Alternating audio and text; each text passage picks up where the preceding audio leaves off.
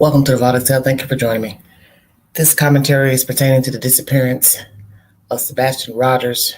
Today marks 9 months to the date that his bio guardian called 911 to say her child was missing. We're going to listen to Vinnie Politan for just a bit, his investigative commentary. I believe somebody else will be speaking instead of Mr. Politan. This is pertaining to the search for the missing boy child.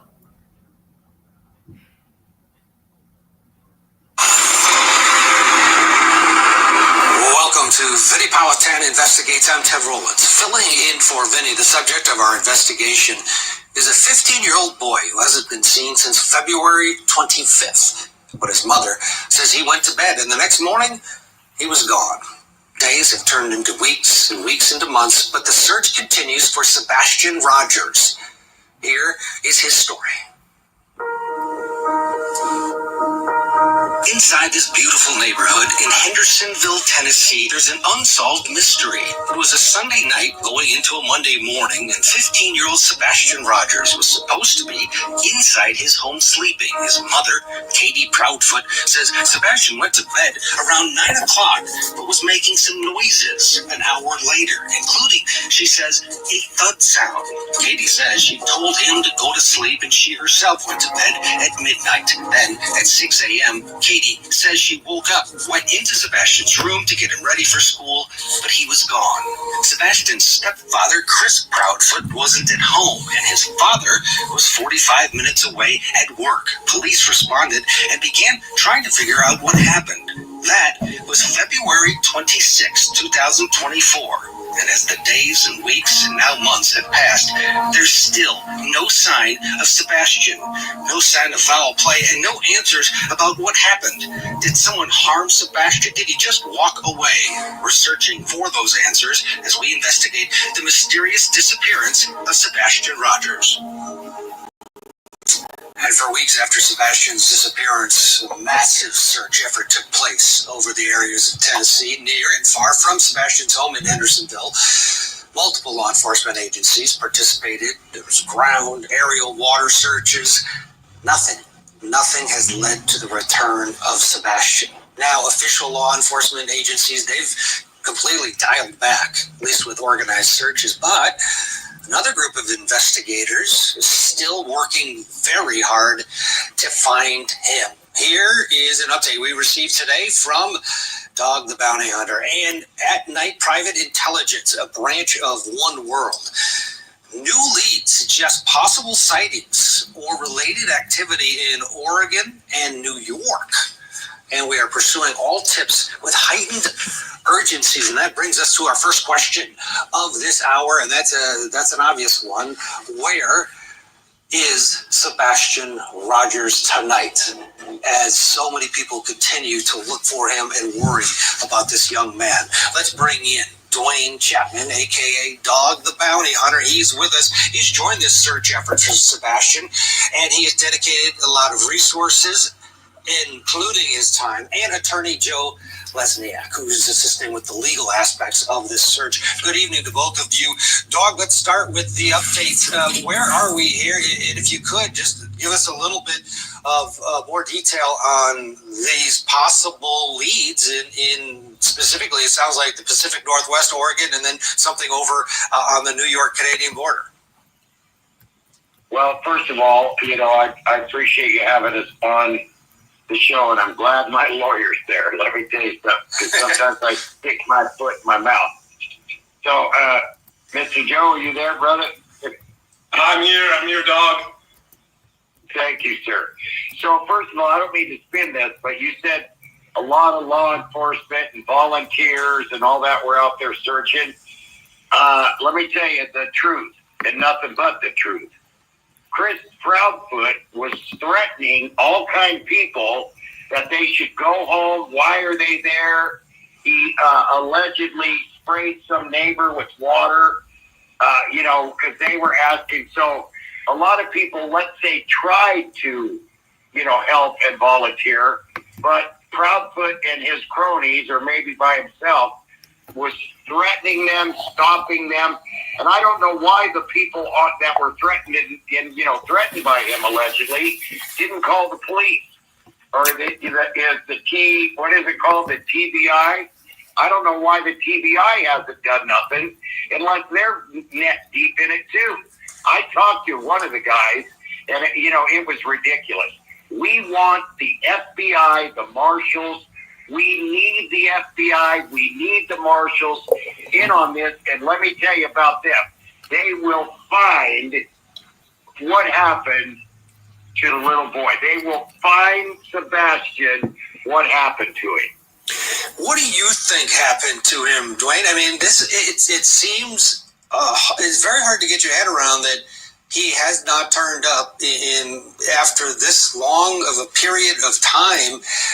Do you believe he was abducted? Is he? What's your gut telling you now that you know enough and have invested enough here?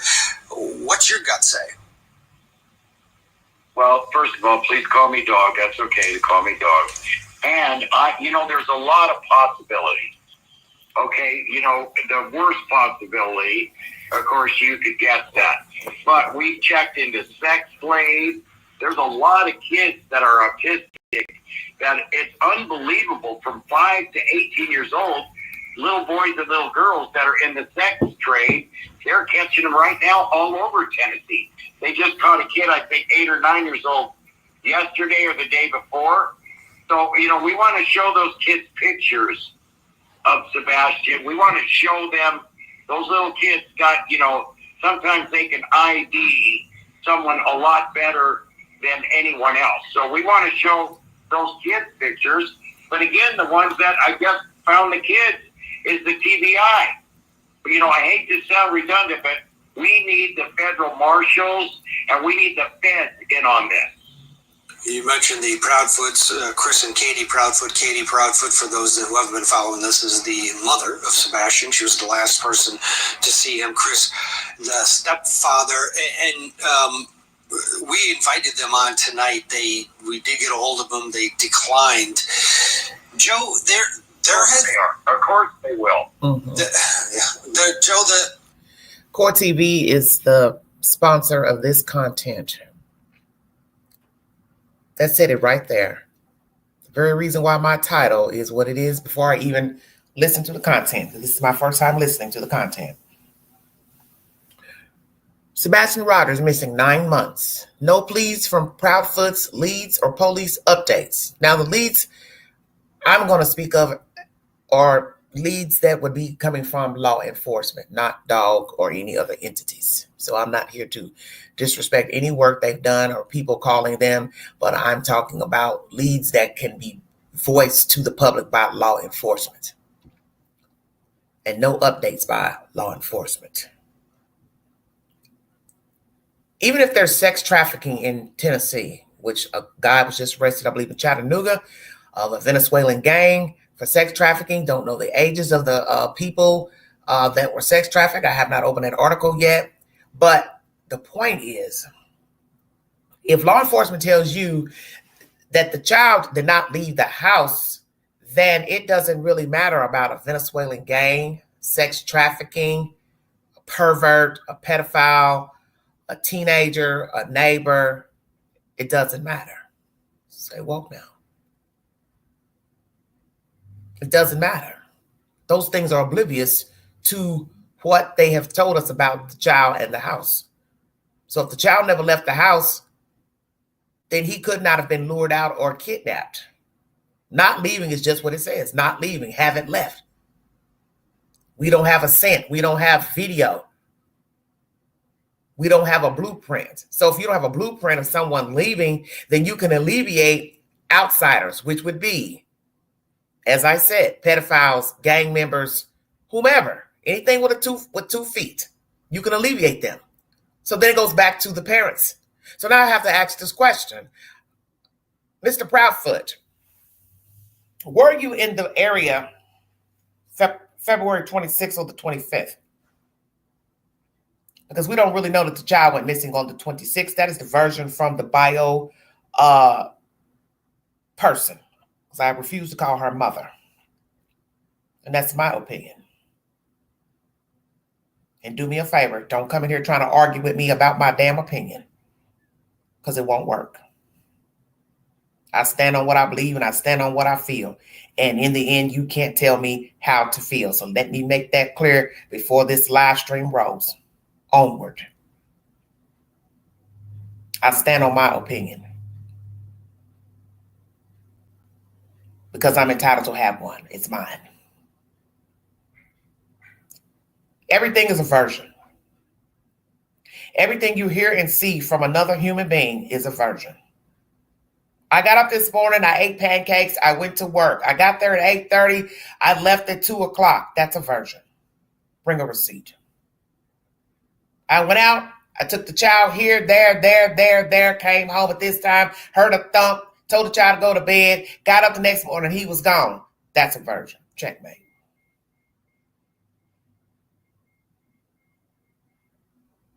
And that's what people need to understand about the news, because people like to come down very harshly on the news. But you can't get mad at the news for every storyline, because what you have to understand is that the news gets the information from law enforcement and outside parties, such as a neighbor, the person in the story, the person related to somebody missing. Do you see where I'm going? So I'm going to say it again. The news brings also a version. Can they misquote something, misspell something? Yes. It is their job to retract it, to say we mispronounced their name, we got the street wrong, because there's always going to be a busybody that comes in to say, oh, it wasn't on 15th Street, it was on 14th Street. Lord Jesus, please make sure you clarify. The point I'm trying to make is that the disappearance of this child is a version. We now have Mr. Dog Bounty Hunter helping Seth Rogers in the search for his son. They have brought forward leads to a motel. It was not the child. Law enforcement went there, verified it was not Sebastian Rogers. Oregon, New York, Canada, so on and so forth. But we have yet to hear from law enforcement to say they put their stamp of approval on these certain leads that Dog has brought forward. So I'm going to ask this question as I asked before in my content. Law enforcement, Sumner County, have you verified any information coming from the tips that were sent into the Dog's tip line? Do you care? Thank you, Gracie. Have you verified any of the tips? Have they shared any tips with law enforcement? That's first and foremost. Dog, have you and your investigators shared tips? Number one. Number two, was Sumner County receptive to the tips? As you also hear in this commentary, Court TV reached out to the Proudfoots and they declined to comment. Why not? Your child is missing and you refuse to talk to the general public about your child. You also hear allegation in this from Dog that Chris sprayed a neighbor with a water hose. We also heard allegations he was meddling with people who were searching in the beginning, trying to deter people from searching. I don't really care what is the truth or not the truth pertaining to those people. I just don't. Because as I said, I judge you according to how you behave. So what I don't see, I can't verify and put a stamp on unless somebody brings a receipt. But what I can speak on is your behavior since the child went missing, and you've spoken to the news, and then you came to YouTube to speak on different panels or a panel or two, and that was not enlightening to me, nor was it favorable to the child. So what I have to tell myself, and please listen carefully, because some of you tend to wear earplugs during live streams. If a person or persons don't show any care for a child, and they're the ones who reported the child missing, why would I think they don't have anything to do with the child missing? Number one. Number two, as I said, we can't say that somebody took him, lured him out, because officials have told you that he didn't leave. So you have to debunk any human trafficking, pedophile, a child, a neighbor. So in the end, it doesn't really matter. What does it have to do with the parents' behavior? That's what people just don't want to accept. Their behavior is asinine at the moment. They do not speak to the father. Why not? Because it goes back to Paul's cause. You have a problem with Seth Rogers, which is probably the reason why the child is not here. And as I said before, he's entitled to think whatever he wants about his child in this situation. I am not Seth Rogers. I don't have a missing child. I stick to logistics and common sense. And naturally, the story doesn't have to make common sense because it's a whole child missing. So that doesn't make sense to many people. But I use deduction in the facts. And there's only one fact. The child is missing. Whether he's alive or deceased, he's not visible to the general public. The parents don't have him in their possession, Seth or the Proudfoots. That's a fact.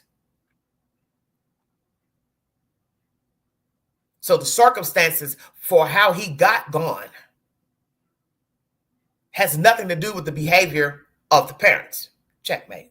Because if you care for your child, you're going to show the world that you care. You can't go on platforms and act like you care and give sly commentary, jokes, and talk about what the child like to eat and this and that. But then the news has been reaching out to you in the past several months and you don't want to talk to them. But then you want to reach out to a detective who's a YouTuber and ask him for help. For what? You were hoping that he would let people know that you all reached out to him? Well, he did tell us that. So in my opinion, that probably was a ploy. And you all were probably 9 times out of 10. No, don't sugarcoat nothing, Queen. 10 out of 10, you were trying to use him. You're trying to use that detective. So kidnapping, lured, ran away, fell asleep in the woods. What does it have to do with the parents' disposition? Stay woke now. See, I focus on what I can see, not what I can't see. And what I see is only one parent rallying for the child, caring for the child, being out here. Whether you like Mr. Rogers or not, it doesn't matter. The point is, he's visible. So whether you like him, the Proudfoots, whomever, I'm going to rally behind the person that's visible. Are they a perfect person? Possibly not. Don't matter. I don't care. Because we're all flawed. That's not the problem. The problem is what you see at this moment, at the moment. You do not see concern by the Proudfoots or their family members. And it's not just them. They also have other relatives. You don't see any of those people rallying to come forward. Okay, you all don't get along with Seth Rogers. Well, we're going to rally with him anyway because we missed the child. We want the child to come home. We want the child to be safe. And as I've told people, if the child is alive, you're not thinking logically. What care would he be in of a decent human being missing and they know he's missing? It doesn't matter if you live in Tennessee or not. At some point, you've heard he is missing. So what type of person would have a 15-year-old in their custody, knowing there's an Amber Alert, and you're not doing due diligence to hand him over to law enforcement?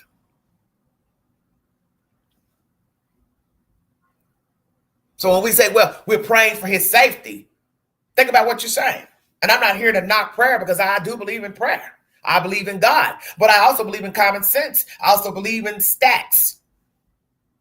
And you hear Bounty, Mr. Dog, talking about trafficking. So you have to use common sense. Well, the child is being trafficked. Let's say if the child was trafficked, which I don't believe, he wouldn't be in good care. Stay woke now.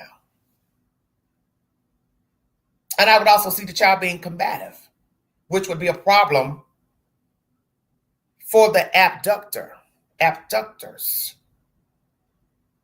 Stay woke, because I don't think some of you are woke. And if you are combative, you are going to be a problem. And if you're going to be a problem, you won't be needed.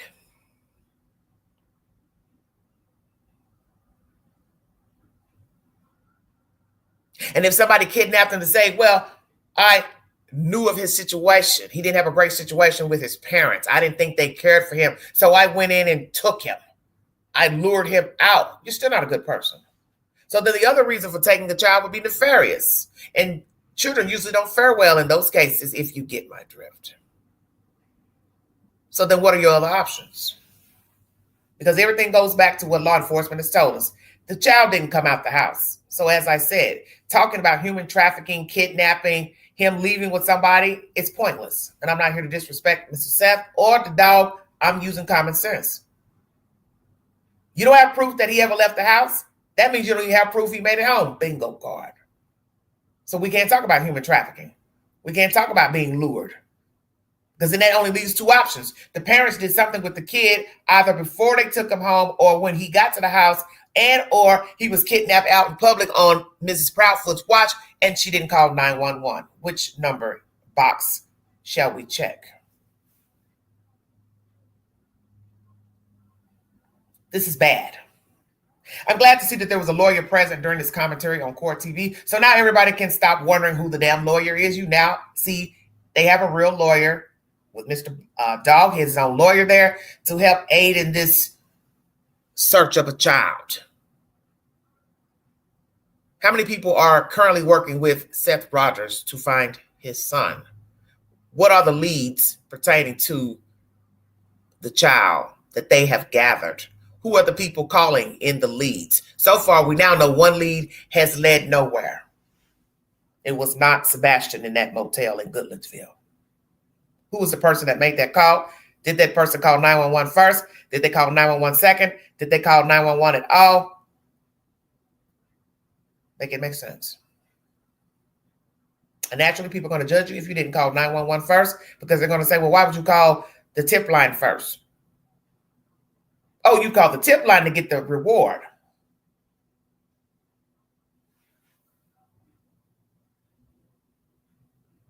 Because the police, they're not handing out rewards. And if I'm incorrect, I stand corrected.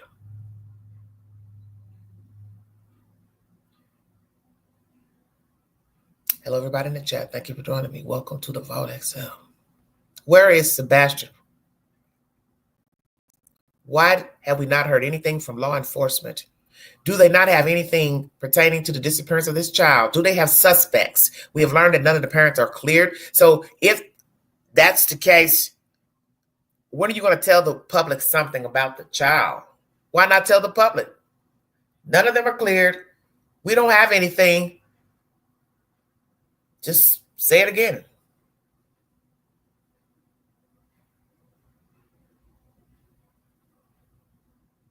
And some of us are going to say, I don't believe that. They got to have something. No way they don't have anything in this world of digital age and surveillance.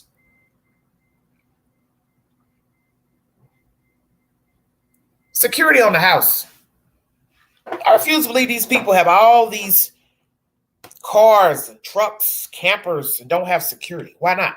You think your home is safe? You think your area is safe? Nowhere safe. Obviously not. You have a whole child missing. So do they have security cameras now? Or did they have them all along? I need a receipt. I get tired of watching people's videos where people are talking about this, and one channel the other day said, yeah, they had cameras all along and the person didn't notice and blah, blah, blah. I just refuse to believe you got all this stuff on your property and you don't have no cameras. Makes no sense to me. Why would you not have cameras? You have a child there, autistic child. You have personal belongings. And we're not going to sit here and believe you could not afford security cameras inside or outside because you got enough money to drive big boy trucks and SUVs. You stay gone from your house, Mr. Proudfoot, through the week. So you have to have money to eat on the road, pay a camping fee for that camper on a lot. Come on now. You don't want to talk to the media. Why not? The child is missing, but yet you care for the child. Help me understand that logic. Where's the logic behind that? Where's the logic behind not talking to the father? I don't care if you don't like Seth or not. You still should be talking to him. See, that tells me everything I need to know. That's why I keep saying all this other stuff is fluff. I don't mean to disrespect anybody, but it's fluff because they're telling you the story and you're not listening.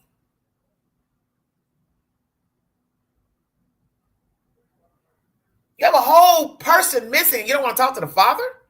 Hell, you wouldn't even talk to his own mother or somebody close to him? Never once have you stood in front of a camera together. Thank you for coming. We appreciate your support. God bless America. You're supposed to be together all the time. Just like what we saw with the Raleigh strain. He had two separate parents. They all had different spouses, and they were together, thick as thieves. What the hell's wrong here? And that was a whole adult. Raleigh Strings was a grown man and went missing in Nashville. Sadly, he died in a river. And then you mosey on up the highway to Hendersonville. You have a 15-year-old living in a nice, cushy neighborhood with a female egg donor and step-pawpaw, and a father living separately in another town, and poof, voila, he goes missing. Never heard any stories of him running away. Never hearing anybody talk about him running away. Nobody from the school have any stories to tell. It's as if he was in a cocoon at this residence, which leads me to believe he wasn't wanted, because your actions today tell me he wasn't wanted. Why he is not here. That's my perception. Somebody can bring a receipt that he's alive. I'll listen. I have no problems with that. I judge you according to the person you stand on at this moment.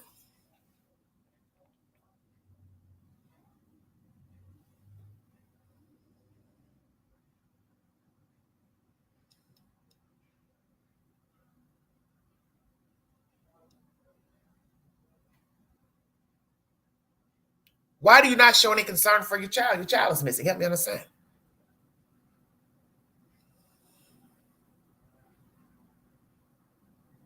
So that leads me to believe you didn't care for your child. You don't care for your child. Present tense, queen. They don't care for the child because you didn't care for him when he was visible. And that's my assertion, because I'm going by what you are putting out in the universe. So you can't get mad that people are talking ill about you and negatively about you. You're not putting anything positive out about your disposition and your child. You have moved on. Who the hell goes out of town 1 month after reporting their child missing? Mrs. Proudfoot. Nancy Grace asked you. You look like a fool up there. A damn fool. I have my husband go to work. You're not working over there on a forklift or hauling mud. The hell you need to be in Memphis for? For what? Because you checked out. Isn't that correct? You checked out. And so we have to ask the question, how long had you been checked out from rearing Sebastian? Because it's obvious. You ran down there to do absolutely nothing. No mother who cares for her child is going to go out of town anywhere and her whole child is missing. Mr. Proudfoot has been on the road for God knows how long. What would be the point in going down there? I'm just saying, what would be the point? There is no point. And so someone asked the question, well, Queen, when would be the appropriate time for her to go see her husband down there? Why go at all? This is the life you all were living. You were living this life anyway with the child. He was on the road. You stayed at home. You worked. So help me understand. Because this was the plan all along, was it not?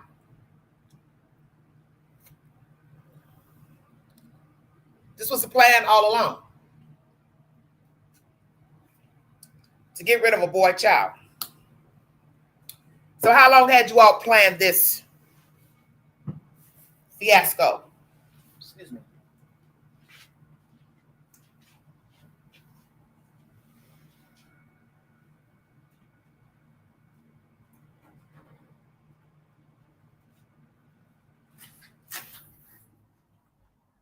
We had to get some ventilation.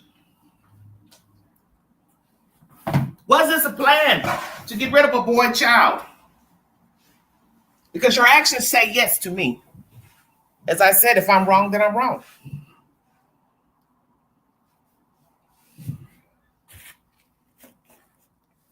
An intricate plan to get rid of a child.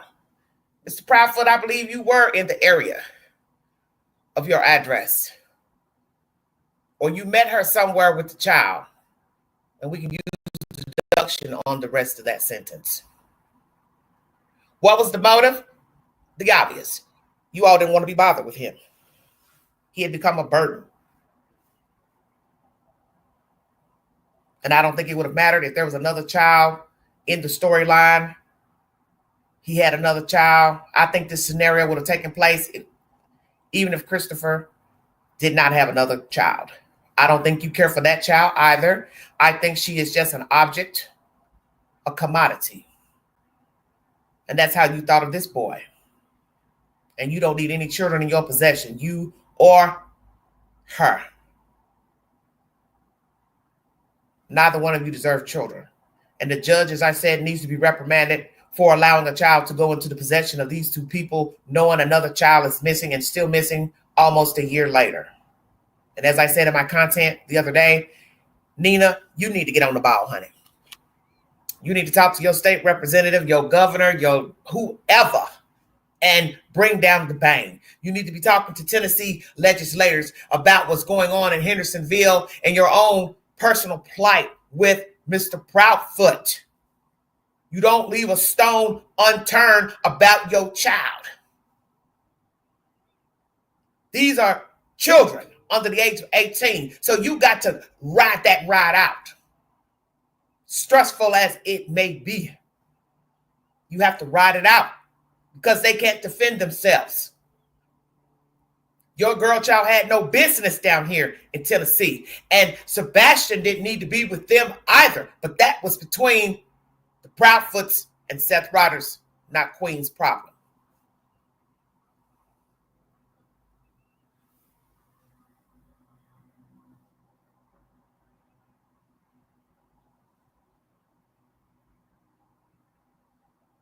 Law enforcement, what are you going to bring an update about this child? Open investigation? TBI involved? TBI, what do you have so far pertaining to the disappearance of this boy? Do you have leads? Do you have suspects? You can't clear the parents? Well, tell us. I can't clear them.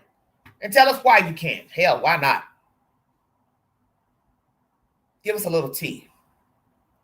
Allegedly, Seth was at work. He should be on film being at work. So that leaves what?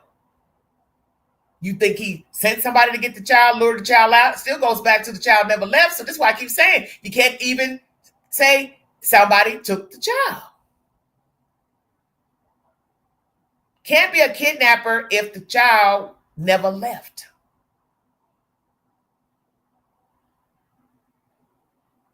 What leads do you all have? When are you going to tell us something? Are you equipped to handle this case? Because TBI is involved, that leads me to believe you're not equipped. And that's expected. You are a small jurisdiction. You all were rerouting phone calls. Let the Proudfoots tell it. Pookie had to call Bubba. Bubba had to call Susie Bae for the dispatch. Shit, you all already knew any damn way. Come on with it, Queen. 911, what is your emergency, please? Yes, my son is missing. I went into his room and I didn't see him. Hold, please. 911, what is your emergency, please? Yes, I was on hold from such and such county. Oh, I'm sorry. Yes, they had to reroute you. Hold, please. Y'all ain't never called 911? I'm just saying. Because let you all tell it, Mr. Proudfoot is in with these people who work in law enforcement down there, so he should know. He said it on a live stream that he knows about the routing. So you knew it would take a while for her to get a 911 dispatcher anyway. Checkmate.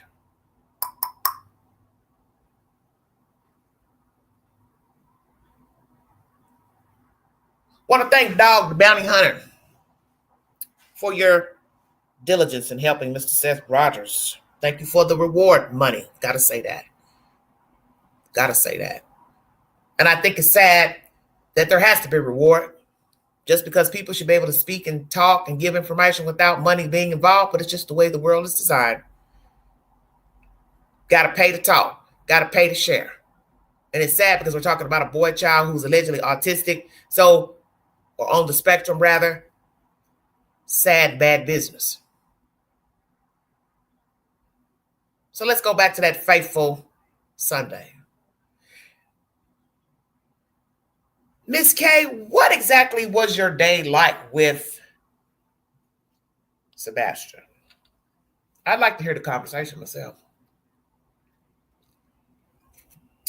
Besides hearing about a colossal size of popcorn. What was the morning like? What was your night like before? How was the child behaving? How were you behaving? What was your conversation with him? Did you talk to your husband through that day? I'd like to know what the hell you all did from the time you got up out your damn bed and rode that boy around. I want to know. Inquiring minds want to know. How did you talk to the boy? Did he ask questions? Was he happy? Did he seem happy? You remind me of the Wells. Similar storyline, but the child was 5. Hell, the own father couldn't even remember how old the damn child was. Talking to the news, that part. Each child went out on what we would call a run.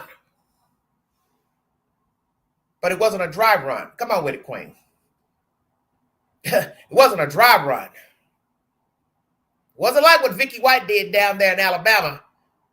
Dry run trying to get her lover escaped out that jail. Oh, no.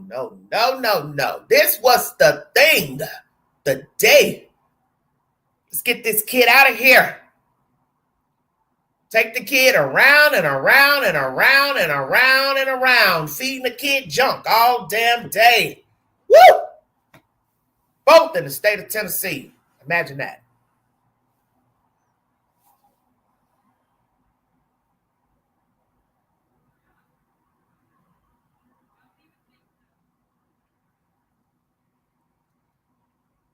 Two kids, opposite sides of Tennessee, East Tennessee, Middle Tennessee. Both were out with the mother. Last seen with the mother, just riding around the damn county.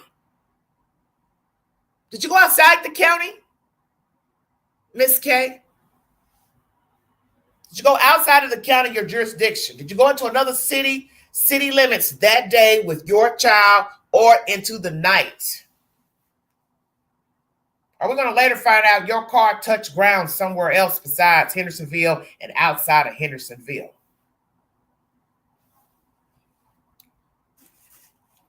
Did you take your child to someone after the restaurant? Did you hand your child to another person for disposal, ma'am? Because in the end, that would make more sense. He never made it home. Mr. Proudfoot, did you meet your wife somewhere in that jurisdiction of Hendersonville or outside of Hendersonville? She handed the boy child to you or another entity, and you all got rid of the child, unalived the child, and got rid of the child.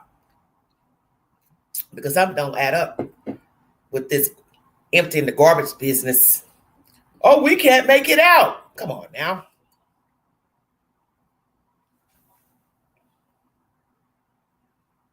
Even in the dark, if you look out of a window, you still can make people out when you're used to seeing them. Sometimes. She's bigger than the boy. So the figure would either be small or bigger. Ding, ding, ding. Never said that. Oh, we can't make out the figure. Well, you can't tell us if the figure was small or big. Because she's not a size 2. I pay attention to everything.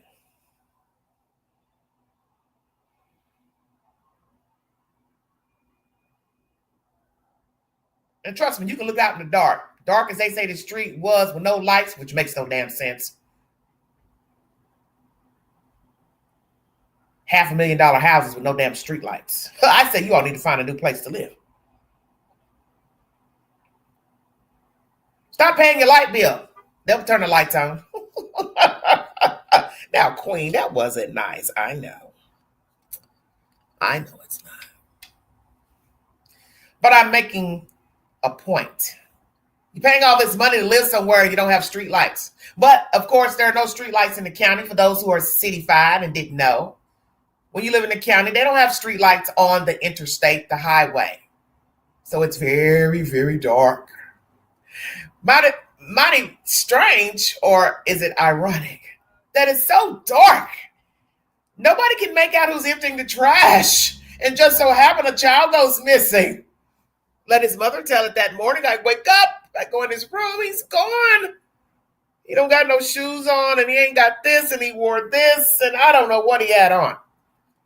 That's your version. I don't know what Sebastian had on.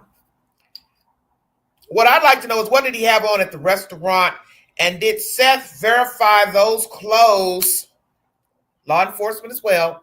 Did you verify the clothes that the child had on Sunday in his house? Because I haven't heard anything about that. Come on with it, Queen. Ain't nobody woke. He didn't take his phone. He didn't take his shoes. If something happened to him that I think happened, he don't need no shoes. Woo, damn, Queen, that cut. Yeah, I know. Ouch.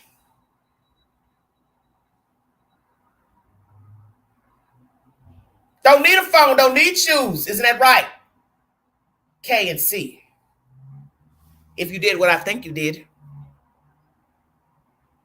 He didn't need no phone. He definitely didn't need no coat. Didn't need no shoes. And allegedly the child had an issue when he was a child with ants, so he would think to put his shoes on unless he was running out for his safety. That is the only time I can see a child running out of the house, or even an adult. You are running for your life and you exit without shoes on. So I'm going to ask again, Miss K, did you take the child home from the restaurant that Sunday evening? Did you make up a story about a bump and a thud in a room and you ask him how he's doing and you don't care what he's doing, but he needs to go to bed? Did you bring a whole child home by the name of Sebastian Rodgers, or did you lie to the public and law enforcement about bringing a whole child back? I got a feeling you parked your big boy truck in your garage. That way nobody can verify him coming in or getting out. Checkmate. I'm woke. Ding, ding, ding.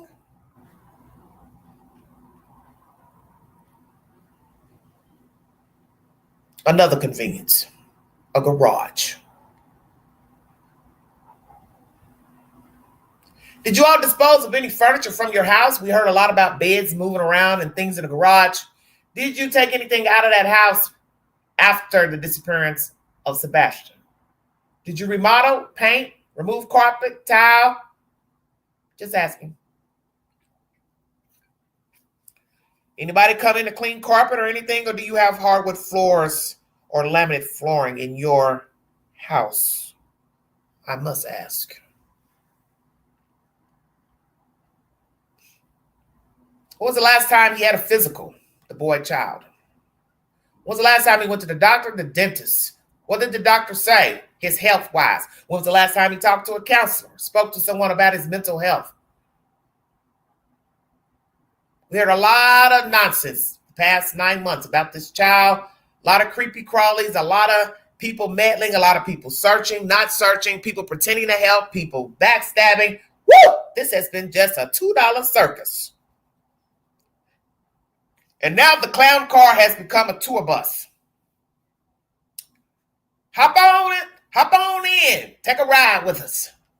We are going absolutely nowhere, just around in a circle at the expense of a boy.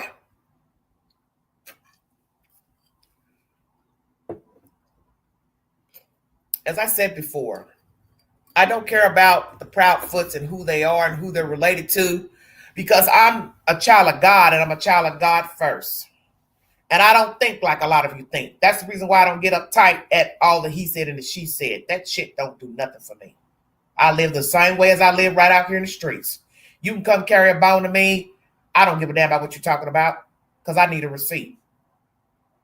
So I don't care nothing about who these people are, how much money they got in the bank. They living in that damn house. They ain't happy. How about that? You can't be happy with the current situation. I refuse to believe these two are happy. Ain't no way. Ain't no way these two are happy.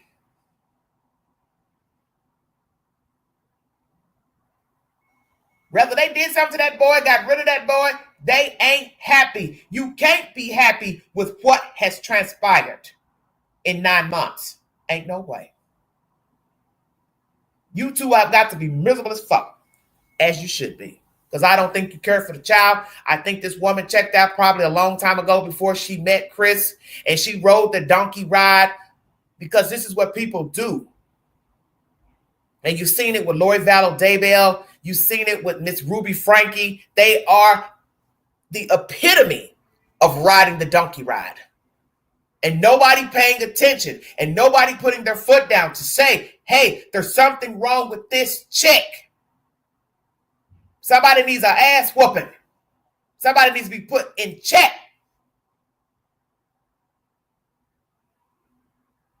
We're talking about street vigilante with these heifers. Get it together. The hell is wrong with you? You don't want the kid? Well, send the kid to somebody else. He had a daddy. He has a daddy. Oh, that's right. I don't like Seth. That's what this is really about, is it not? I don't like the kid. I don't like the father. 2-0. Nobody can't tell me this ain't about Seth. A lot of you don't want to accept it. It is about him. I've been on the top of this dirt 53 years. I ain't no dummy. I can read people like that. I ain't giving him this boy. Hell no. I still got to deal with him. Tell you, you ain't paying attention. So giving Seth the boy. Whatever arrangement they were supposed to have this past summer, hell no. Because she would still be assumed to be obligated to the boy. Whether he lived with Seth, he lived anywhere. People would be expecting the mother to be involved in the life of the child. That's what you ought to understand.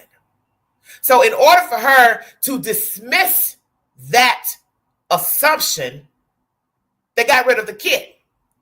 I don't want to be bothered. I'm done. I don't care about Seth. I don't care about Pookie, Ray Ray, Bubba. I don't care what you think. I don't care what you think I should be doing. I get rid of the kid. I don't got to be obligated, period. You all ain't listening. Giving Seth the child still means she's expected to be in the life of the boy. What do you all don't understand? I won't. I've been dealing with people too long. I know how people navigate. We are dirty creatures. We are vengeful. We are spiteful. We are ignorant as fuck. That's what you have here. Ignorance. Pure ignorance. Hell no, he ain't gonna get this kid. I don't want to be obligated. Because she knows that eventually Seth is going to call her. Hey, when you coming to get your kid? Hey, I need you to watch the kid. Hey, I'm taking a trip out west. Hey, I'm taking a trip. I'm going on a fishing trip. I need somebody to watch Sebastian. Anybody listening?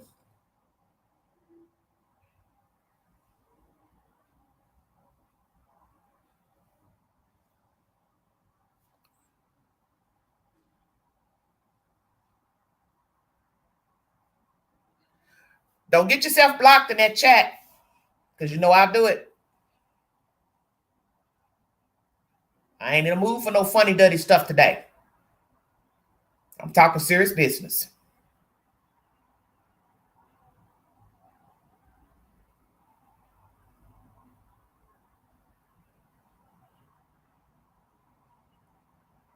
Kay would still be expected to be obligated. So I don't want to be obligated. I don't want you calling me to come get him, to tell me he has a sore throat. He's not feeling good. He did this at school. He did that. I don't care. That's what I think some of you have missed. Because in the end, the motive really doesn't matter. We can speculate all day. This is my assumption.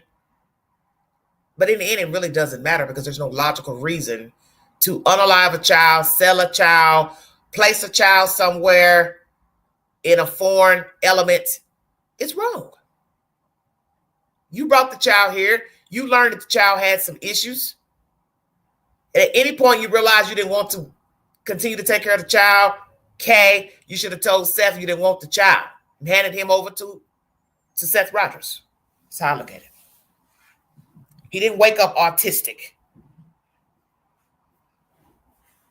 overnight. You've been noticing something was different with your child.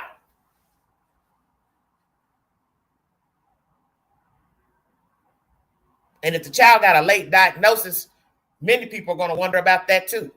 Well, what the hell were you doing all this time? Nobody noticed something was wrong with the little boy? Come on now.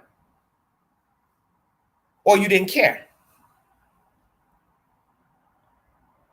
But you too busy trying to run around and chase this one and that one. You like a lot of women, all you care about, you worse than a man. All you care about is getting probably some ding-ding. That's all you care about. Like somebody said in the video the other day, don't get it twisted about Kay. She ain't docile. She ain't quiet nature. I believe she's a hell raiser. Redhead too? Hell yeah. Hell yeah. Probably raised holy hell. It's just a role she played for the news. But she's probably like a lot of women. She had a child young. She didn't know which way to go. Had a troubled life. Came from a troubled life. And that's expected when nobody's taught you anything and how to navigate. And even having children, nobody can teach you how to have a kid. Nobody can teach you how to be a mother. You're going to have to pick up some things on your own. So if you don't have any guidance, you are screwed because now you got to learn things on your own. Okay? But I won't doubt that at some point she checked out in child rearing, whether it was when he was an infant in her womb, a toddler as he grew older, or when she met this Teletubby. Take your pick. And he already has bad history with Nina and her child and children. So that shows you cause right there. So Chris was a problem before Kay met him. Checkmate. Come on with it, Queen. Big boy, you were a problem even before she laid eyes on you. And quite frankly, some other woman will probably be spinning the same damn story of a missing kid with you in the picture. Did I clear that up? We would still probably be hearing this story if there was no Katie. Because he's a problem. And she's riding the ride. And more than likely, they are evenly yoked. She became evenly yoked at some point in this relationship, or she already had deviant tendencies before meeting CP. I don't know. But I ain't giving one a pass. How about that? Neither gets a pass. Because I've seen their behavior up here on YouTube, and it's abhorrent. To be sitting up talking nasty stuff about a child's bathroom habits and putting all his business on Front Street like he's a nobody. And Seth is definitely better than Queen. I don't care if you like Seth or not. He's better than me because I put some whoop ass on you about mine.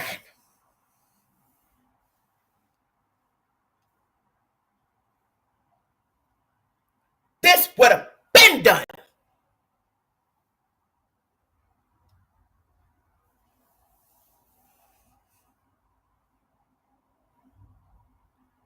There comes a point when you got to buck up You got to buck up. Now, maybe Seth didn't really know what was going on at that house, but Lord have mercy. It'd be a shame if Seth knew and he just didn't do anything. I don't know.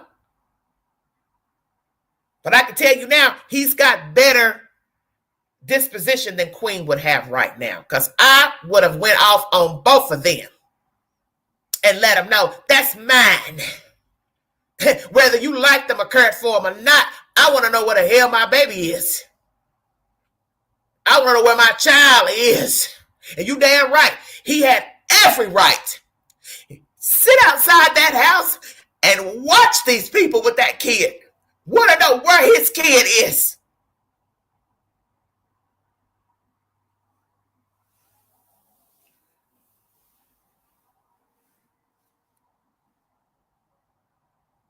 They would have despised me like they do now, because I've been on them white on rice.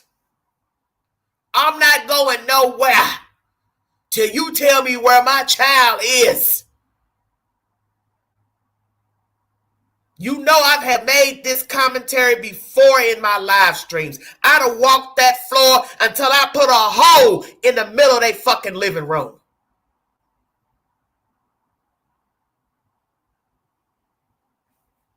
You'd have to call the police to get me out your house, baby.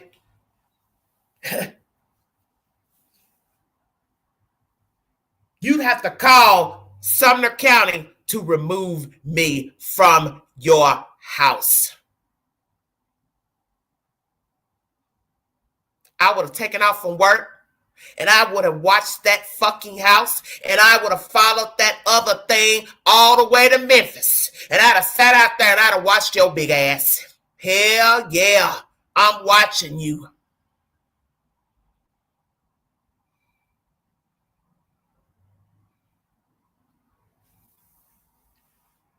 Because I want to know what the hell you've been doing. And I'd have talked to the neighbors. Have you seen my child outside? Have you seen my child playing? When the last time you seen my child outside? How was my child acting? How were the parents acting? Did you ever see any of these people manhandling my child, cursing my child? Somebody would have told it. Because people talk. You wouldn't have had no reprieve from Queen, honey.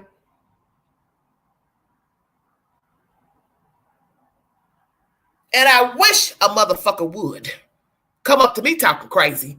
If I'd have stood outside in the public street with a sign, have you seen my son? Give a damn about nobody going back talking about me and mine. Why you doing this? Why you not doing it? How about that? Oh, I've been had a stroke. I've been in ICU already.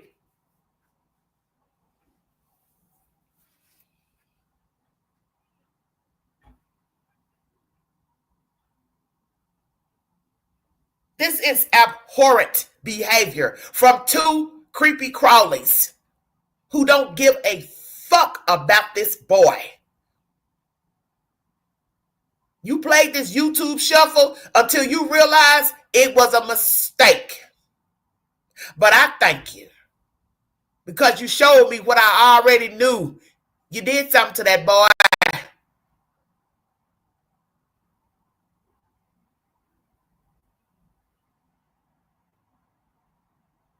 And now you want to lay low. Want to go hide in a corner like a rat. And not say nothing about him. Who the hell does that? People go missing every day in America. And these people are out here, they are hitting the ground running about their loved one. Not these two. Not these two dirty rats. Hell no. Not a word. Don't even go to the schoolhouse. Talk to the classmates. What kind of human are you?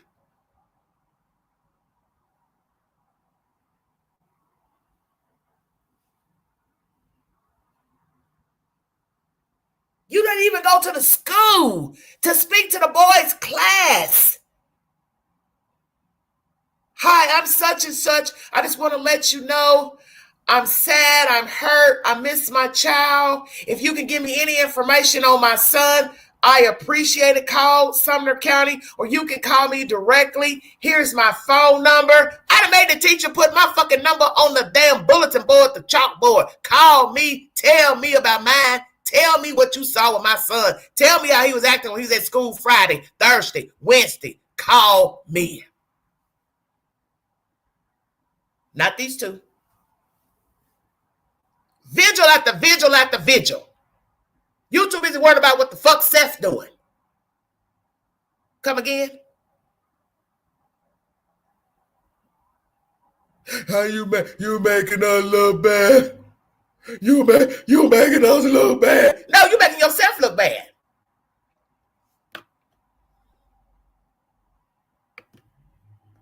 Who has time to go up to a vigil to scorn the Father?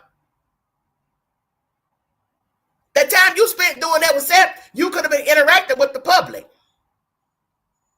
That just shows that you are just an idiot and callous. You could have been intermingling with the community about your child, about your stepchild. No, can't do it. Where was the mama? Where was her stringy hair ass at, laying up eating damn chocolate some damn where watching damn Young and the Restless? Where the hell were you?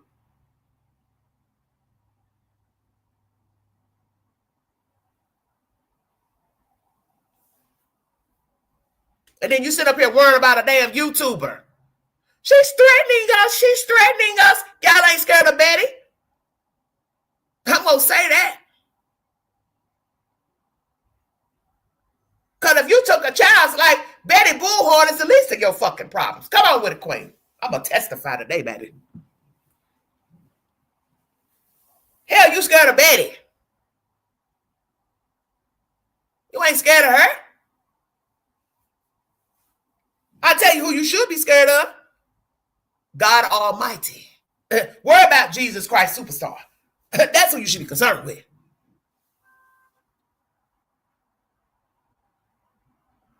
She's threatening us. She's talking about shooting us and doing all these type of things. Just a bubbling ass fool underwater. I don't have to like Betty and the things that she's done, but I'm talking about logistics. Them folks are not afraid of her or nobody on YouTube or in the United States of America. Let me make that clear. You know why I know you ain't scared? Because you steady walking the fuck around and ain't saying nothing about your fucking kid. That's how I know.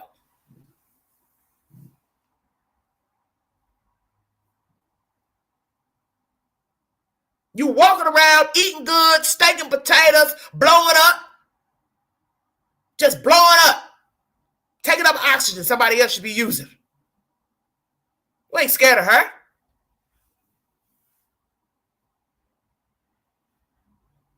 But I tell you what,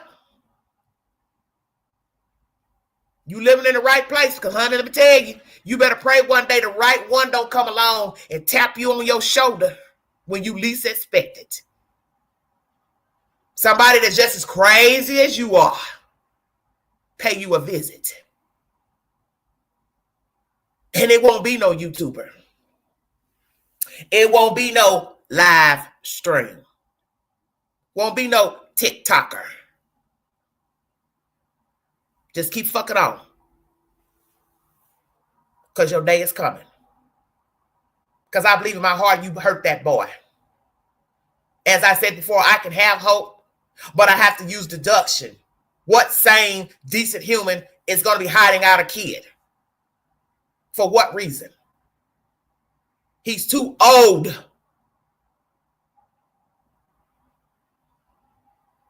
He's too old.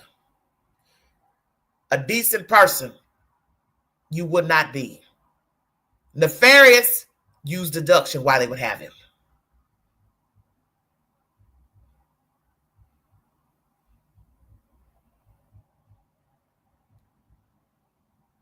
Nine months later, and nothing. This is atrocious.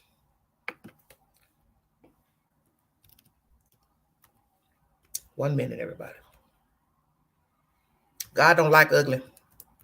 And he's watching. And he's taking count. You can believe that. And one thing these two bobbleheads need to know, that what the devil stole, he's got to give it back 7 times. And you think about that every night you lay your fat head down, wherever you are, you got to give it back.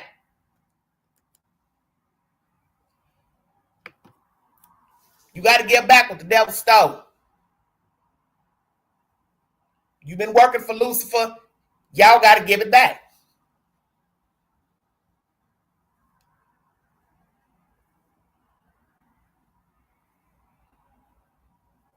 You got to give it back. The link is in the chat. You have something you want to say about this commentary? Hit the link. Make this live count.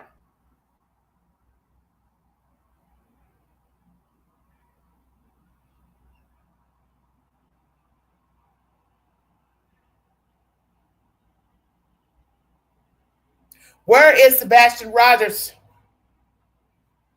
When is somebody going to tell us the truth to the disappearance of this 15-year-old boy? We have guardians who refuse to talk to the public and the news, refuse court, TV, interviews. Seth Rogers is the only one rallying for the child publicly. This is atrocious behavior. But this leads me to believe what I've assumed all along. There was no care for him by these two individuals. That is why they're behaving this way, because they checked out from rearing Sebastian. It's the only logical thing I can come up with. So whether he's allegedly kidnapped, walked out, left, ran out, the point is they don't show any emotion. This is why I keep trying to tell you all, you ain't paying attention. They show no emotion towards this kid. Why not?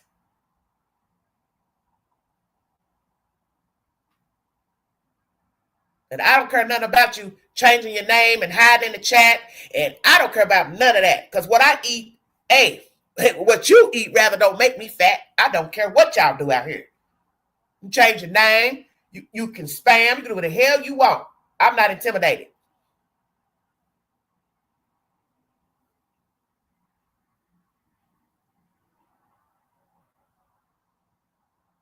Because as I told them, trifling bats out there in California, when I was covering Cal City, I'll sit beside you with a hoodie on a park bench and you won't even know it's me. How about that?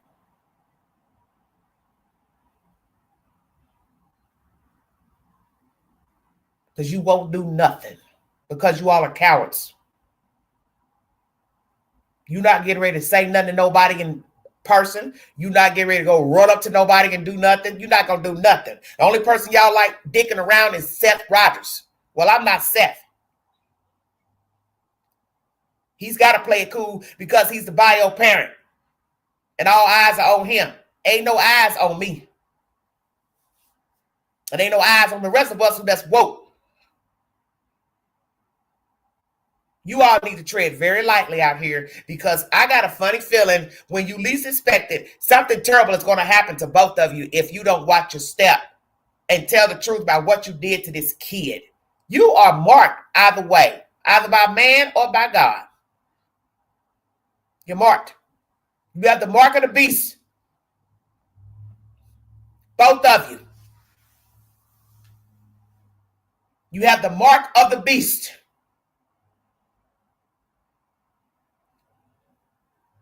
You're disgusting to me. You're disgusting to me.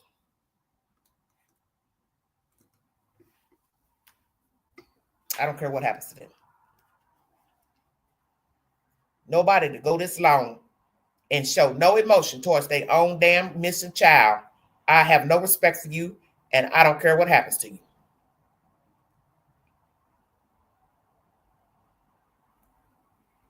Some pretty nasty rhetoric going on online. Not only, not just people attacking the Proudfoots, but Seth Rogers has been the victim here of a lot of hate. Why? Where is that coming from? I think a lot of people have a lot of time on their hands. Chris, I think what happens is they get caught up in in their own rhetoric, as you said, and their own story, and they want to try and create headlines. They want to try and create something that's not there. They create smoke, and then they point to the smoke that they created. And you're sitting there going, stop, wait a minute, this doesn't make any sense. And yet they don't care because the smoke generates more advertising, more smoke, and more people. And they attack not only Seth, but anybody who's aligned themselves with Seth Rogers. Seth is and Dog and all these individuals are trying to help find this young man, and they constantly are attacking anybody who's ever latched on to Seth Rogers and the search for Sebastian. And that should send up notes. I've been practicing in the criminal defense and criminal prosecution world for almost 20 years and prosecuted sexual offenders and other types of cases, kidnapping cases. And it should send up a red flag to law enforcement of people who are degrading and putting down and trying to drag through the mud the people who are helping. And so these bloggers and these content creators, there are some that are very helpful and getting the name out and the information out. And then there are others who are just, like you said, dragging people through the mud for their own education and their own desires to get headlines and people to come and listen to them. And to me, as Andy Warhol said, everybody gets 15 minutes of fame, but their 15 minutes are up. And we're tired of it. We're not going to sit tight and let these people utilize these powerful platforms online to drag and defame individuals who are trying to find one who's trying to desperately find his son, and others who are trying to find this young man on behalf of his father and his family. And so we have taken action, and we are moving forward in everything we can to stop and continue doing investigation here, and that is to find Sebastian. Dog, when you have a mother who does not seem to want to participate in the search for her child, at least publicly, what does that tell you, mother and stepfather, the Proudfoots I'm speaking of? Well, brother, I'll leave that up to your viewers to decide. As far as I've done this way over 40 years, and I lost a baby girl, Barbara Katie at 22 years old. 19 years ago, I barely still can talk about it. So that is like unbelievable. And I also heard that there's witnesses that once Sebastian was in the front yard and Chris Proudfoot was screaming at him, and he called him a retard, and Sebastian hit the ground and started bawling. I mean, all these, what is the old saying, all roads point to Rome? I mean, this is like almost obvious. Well, if they were involved, though, Dog, then one would think they didn't have a ton of time. They didn't have a ton of sophistication, one would think. Where is Sebastian, and how could they, let's say the worst did happen, how would they have gotten away with it? Is this a shoddy investigation from day one? Wow. Well, somewhat. Somewhat. Wow. The TBI, I guess their lead guy is ahead of it. So, put blame where it falls. That guy, it's just incredible. I can't believe that. But what our leads could say, there is a manhole right in front of the Proudfoots property. And they said, the drone or the cops, somebody said, they flew drones in there. And there's like 3 foot of mud, okay? Then a dog, a really good dog, 2 of them, one of them stopped at the edge of the pond that was drained, and the other one jumped in the pond. If Sebastian was put down that manhole into the mud, the scent would have carried to that pond. So I want to know why they haven't blocked that off, got in some kind of suit, and went on their hands and knees and looked in that manhole and all the way to the pond. dogs, their sense of smell is so much more than a human being. And for a German Shepherd to jump in the water, well, they drain the pond, yeah, because he could be in that manhole, in that little, cave, whatever they call it. This is my first time hearing about the manhole. Lord have mercy, Jesus. I give up. This is what is so disturbing, is just trying to come up with places, as I've told people, not to be mean, but you have to use deduction. If the child was discarded, the child could be anywhere. This is why I said people coming in now wanting to search and do things, it's like kind of pointless, because one, you don't know if indeed he's not alive, where he could be. He could be in any direction. You would just be walking around, as I said, talking in circles. You got to have something to go with when you're searching for someone. So naturally, they're searching in the general area at first when he went missing. But as the months go by and there's no leads, it's like a needle in a haystack. So now they're talking about a manhole in front of the house. Jesus Christ, superstar, please tell me. These people would be so stupid to open a manhole and drop a kid down in it and not worry about being seen. Oh, but that's right. We don't have any street lights on our street. Oh my God, my head hurts.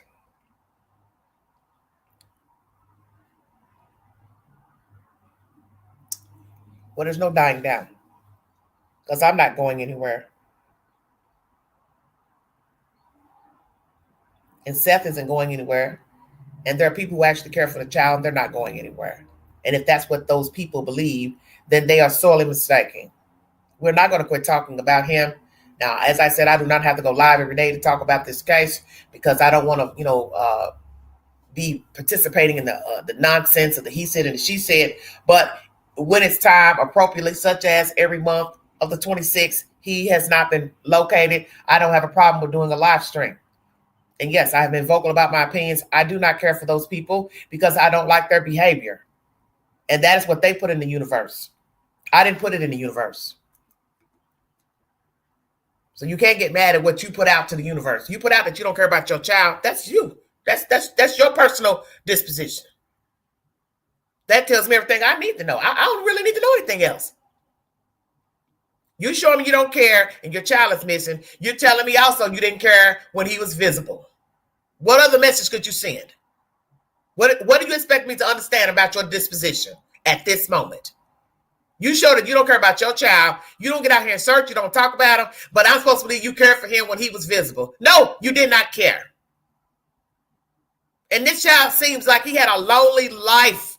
No friends. Nobody's coming to visit him. Nobody's taking him anywhere. It pisses me off.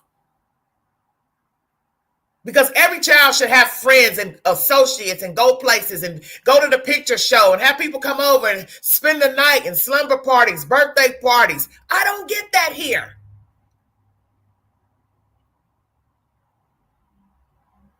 I don't get it. Where are his friends?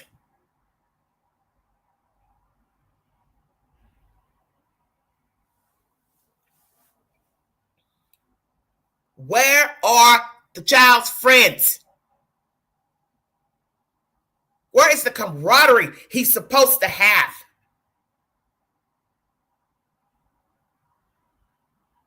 Disability or not, he's still human.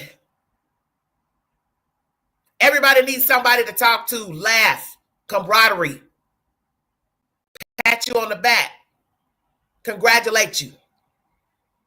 I don't see this here. I don't see this with them two jokers. But you're so busy trying to run out of breath to get that other little girl. Why? It's a facade. And I'm telling you, if it comes back that these two motherfuckers did something to this little boy, all hell gonna break loose, because everybody gonna be raising hell the fact they had custody of that little girl in the summer, and that little girl's got to grow up knowing she was sleeping with the enemy. Now you put that on paper. You sent me with these kids, with these people that have a child missing. You sent me into the abyss. stay with them? Well, the court said I had to let you go.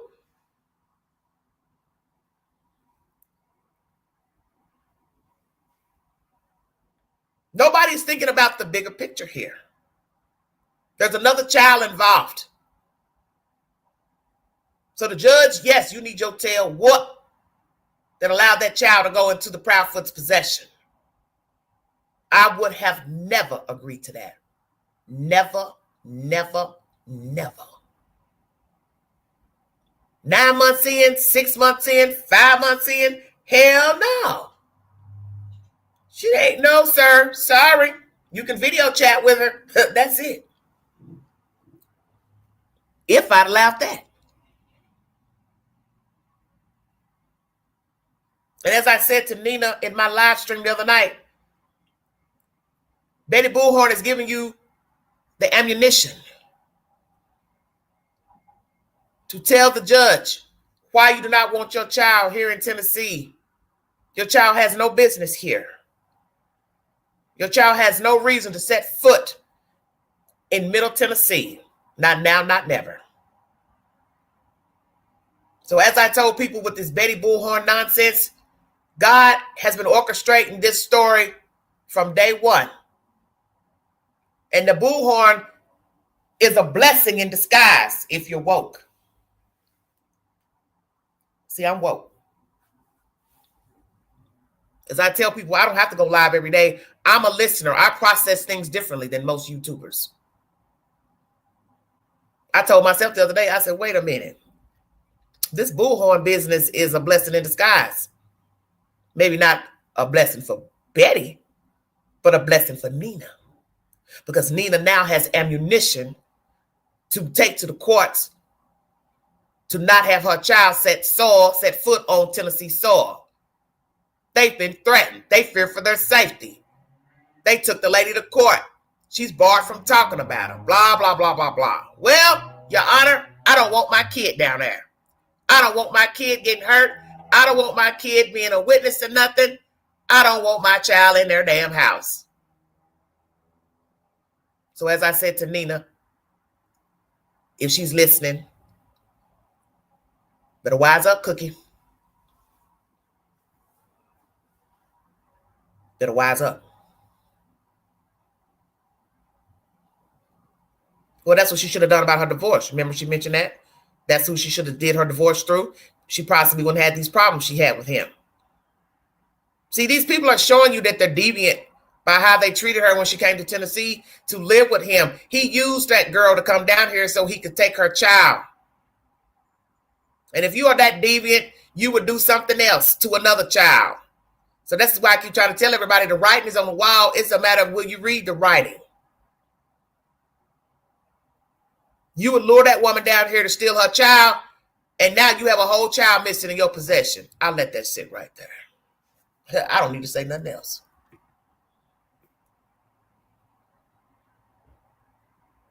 Oh, and inside there were drains to that pond. So there's a lot of things that the TBI could be doing and haven't done nothing. Now, I heard they flew a drone in there. Well, you know how muddy that is and how thick a mud is in there? You know, flying a drone on top inside is not going to do nothing. Yeah. All right, we're going to get a break. Coming up next, we're going to ask what is the current status of the investigation. Our guests are going to stay with us. Be back with more right after this. What is the status of the investigation?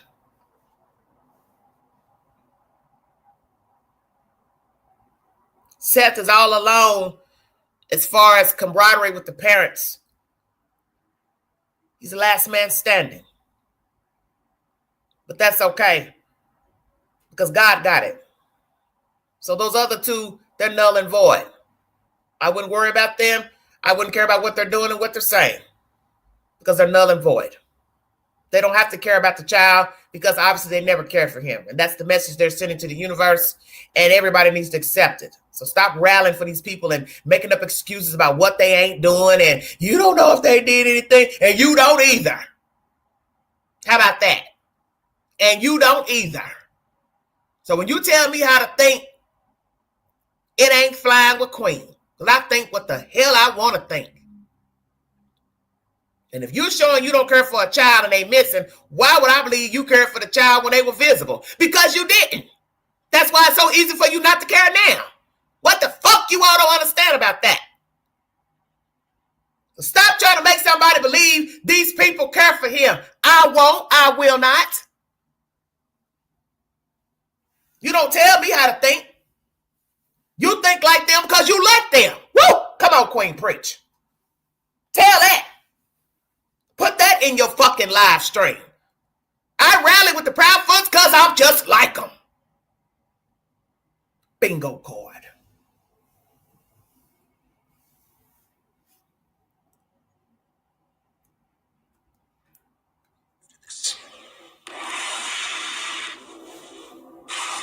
There is no evidence to support foul play is involved in the disappearance of Sebastian. But at this point, you don't rule it out. We're not ruling anything out.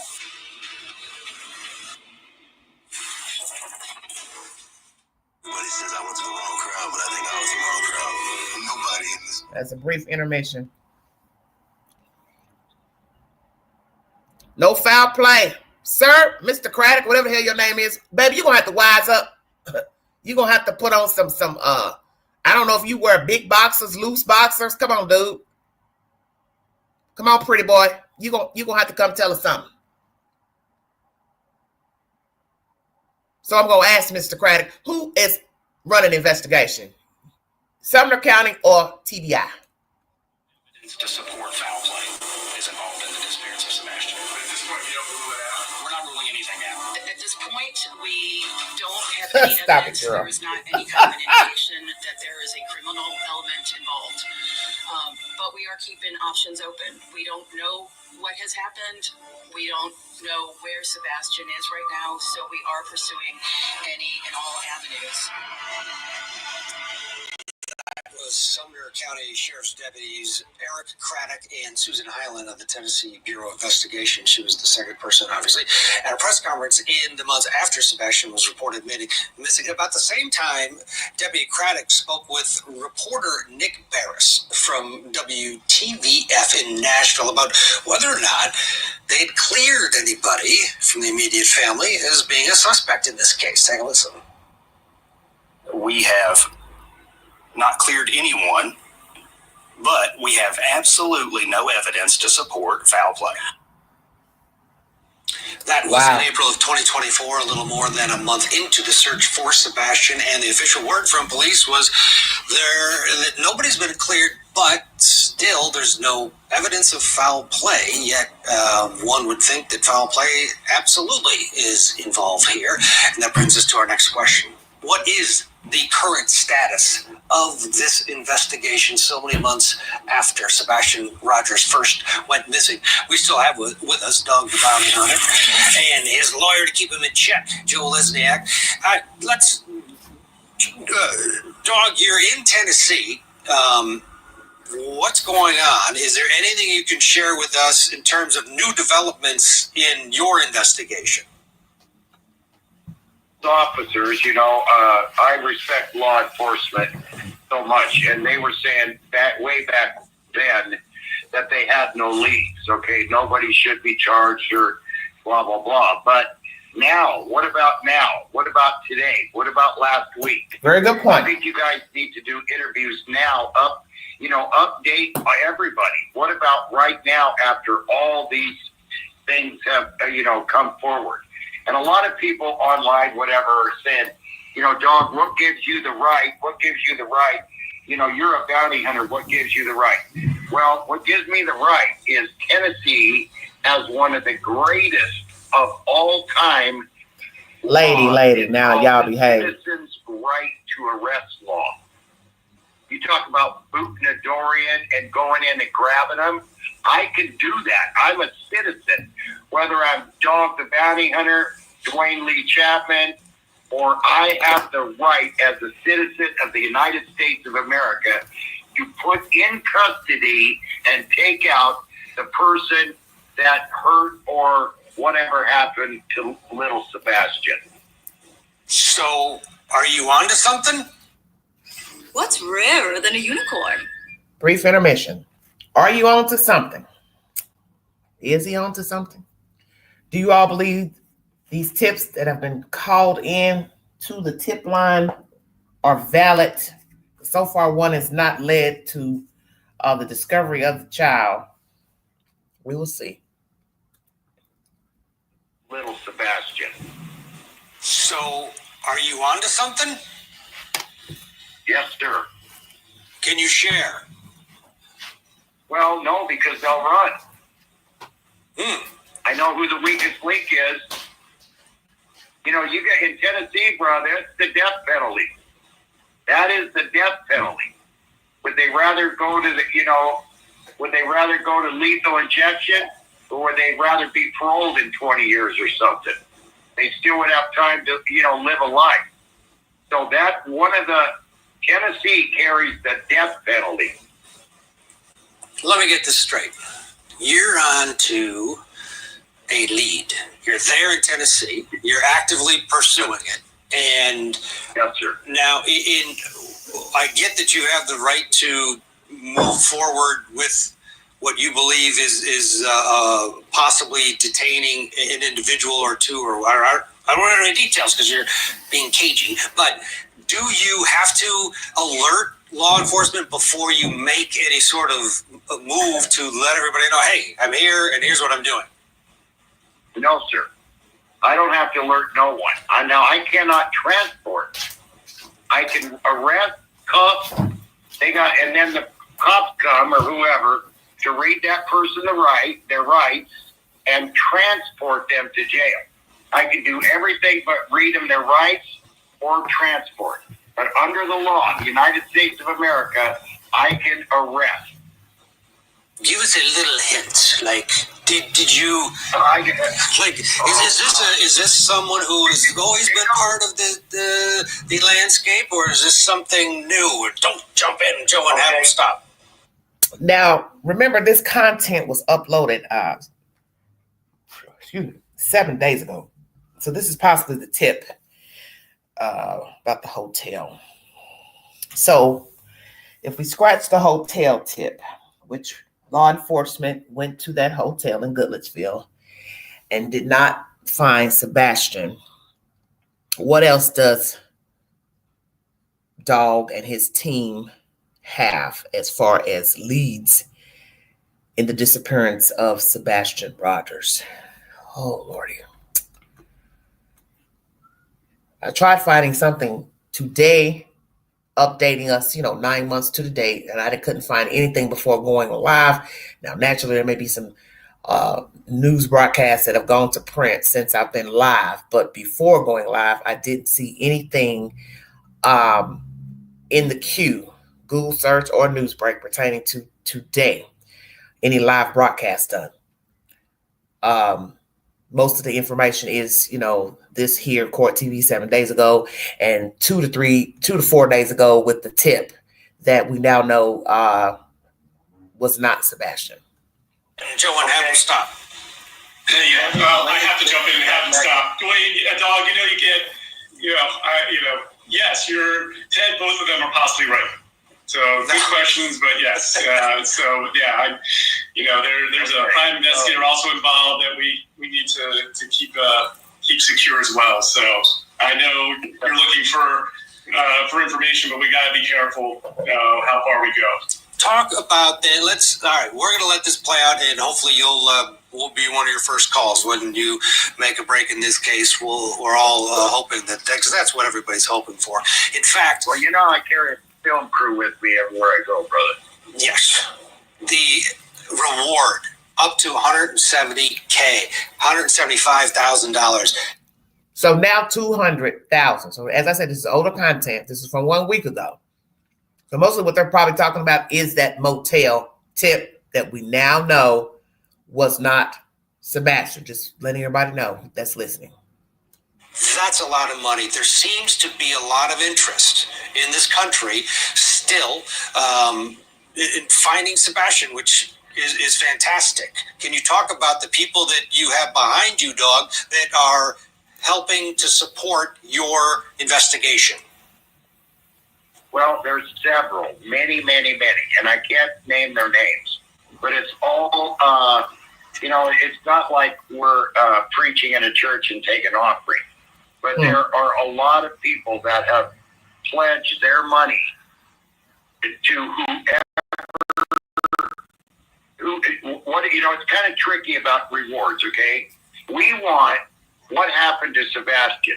So the reward goes to whoever can tell us where Sebastian is and or what happened to him. And Joe, I hope this doesn't get me in trouble. So that's very specific. Where is Sebastian and what happened to him? Now, I want Dog to think about this, Seth too. In order for the person to claim this reward under these two stipulations, that means they had to have had knowledge. So how are they going to get the reward? Come on with it, Queen. How are you going to get a reward and you know what happened to the child? 2, you know where he can be found. So that's either alive or deceased. That means you had knowledge. So that means you were sitting on the knowledge before the reward. I don't know if I'm going to give you a reward for that. Sorry. Once again, rewards have different stipulations. If you did not know, some you only get it if the person is arrested and prosecuted, person or persons. This one is to the whereabouts of the child or what happened to the child. But the flip side of that is the obvious.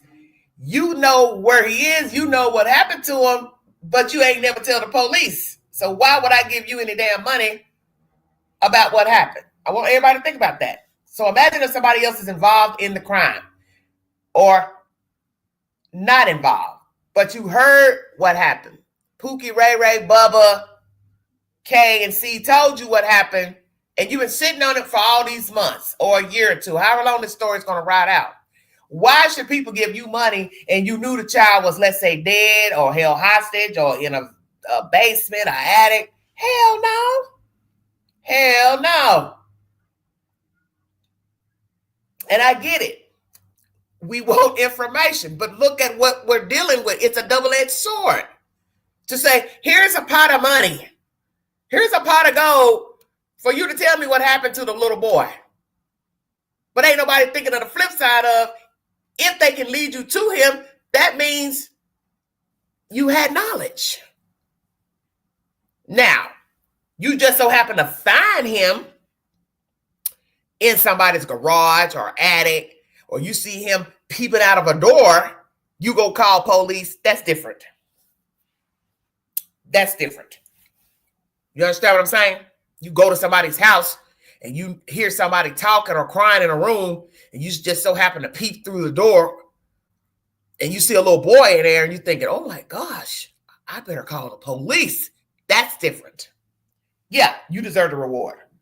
But not having knowledge that the child has been in somebody's possession, held hostage, abused, so on and so forth, or God forbid, you knew that the child was deceased and you knew where his remains were. No, you don't deserve no damn reward money. I'm sorry. Nah, I'm just calling a spade a spade. Where Sebastian is and or what happened to him. And Joe, I hope this doesn't get me in trouble, but brother, since you've heard all this and you guys are good at Court TV, and who do you think did it?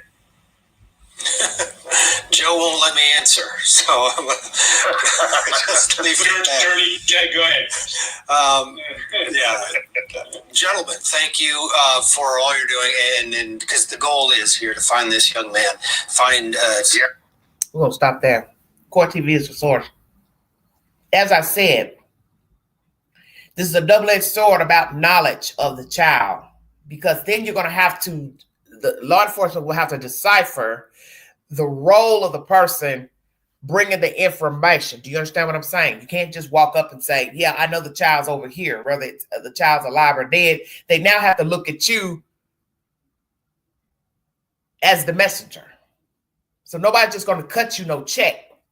Because you said, oh, the child's over here, the child's over here. No, I need to know how you know the child's there. We're going to go investigate to see if the child's there. And then we got to look at you now to how you got knowledge that the child was there. That's why I said it's a difference if I go to somebody's house or I'm at the McDonald's and I see a kid slumped over in a seat, or he gets up and waves his hand like he's in need, and I go to the car window and he's like, help me, help me. And I call 911, police swoop in, sheriff swoop in. Oh, it's Sebastian. That's different.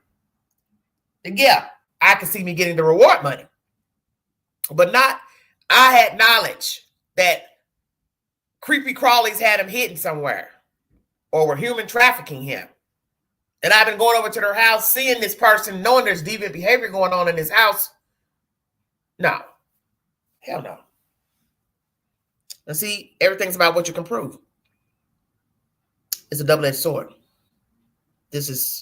But I'm not trying to be rude. I don't see this happening. Because I don't think there's human trafficking involved. Kidnapper, lured out. Because the one thing you haven't heard in this story is the obvious. We have the child on camera going to the garbage can. We have the child on camera playing outside in the yard. You don't have any of that. So you don't even know that he made it back to his house from dining out. And that's a problem. So I'm going to say this to Miss K and to Sumner County and to TBI. Bring us a receipt that he made it home.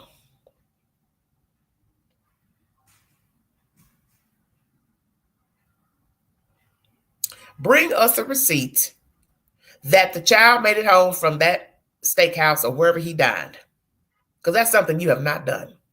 So while you're telling us the parents aren't cleared, but you don't have anything to allude to foul play, then bring us a receipt that the child made it to the house, because that's something you have talked around, which I find odd.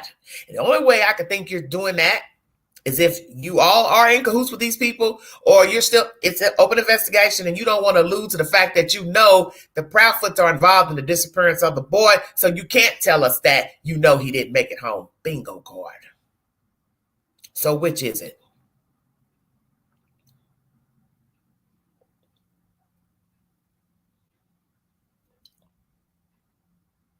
Tell us why you can't bring a receipt that the child made it home, because you can't prove it, can you? She walked out of that restaurant with her son. They got in her SUV, drove off into the wind, and you don't know where she went. And when she pulled up to her address, there was no way to tell that she had a child, a dog, a cat, a monkey, a Kroger bag, Ross bag in her car, because she probably parked her car in the garage, closed the garage, done. Did I make myself clear? You can't bring us a receipt. And that's where the problem lies. Because you need proof of life after they walked out of the restaurant to prove Sebastian walked into his house and crawled into his bed that night.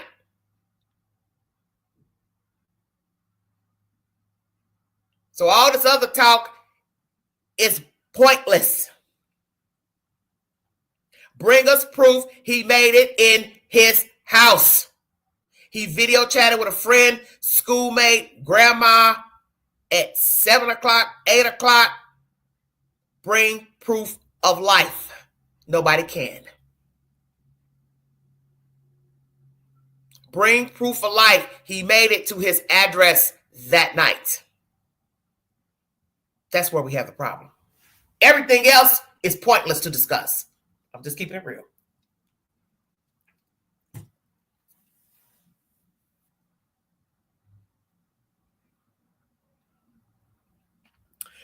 They just never conceived that so many people would care about a 15-year-old autistic kid. Well, they were wrong.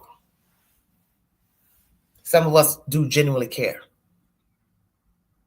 And I have the same passion for all my cases that I've talked about pertaining to true crime, because I don't wish death on some innocent individual or child. There's no reason to unalive a child, sell a child, traffic a child, pimp a child out, however you want to word it. But we do have people who have done this and are doing it and will continue to do it. That's the sad part of this world we live in. This is not the last story you're going to hear of a missing child. The stories are endless. Look at the white lady that killed her biracial kids. Why? What did those kids do to you? Another one I shared where the girl threw the baby down on the ground. Why? These people are sick. And it's rare, yes, to kill a 15-year-old.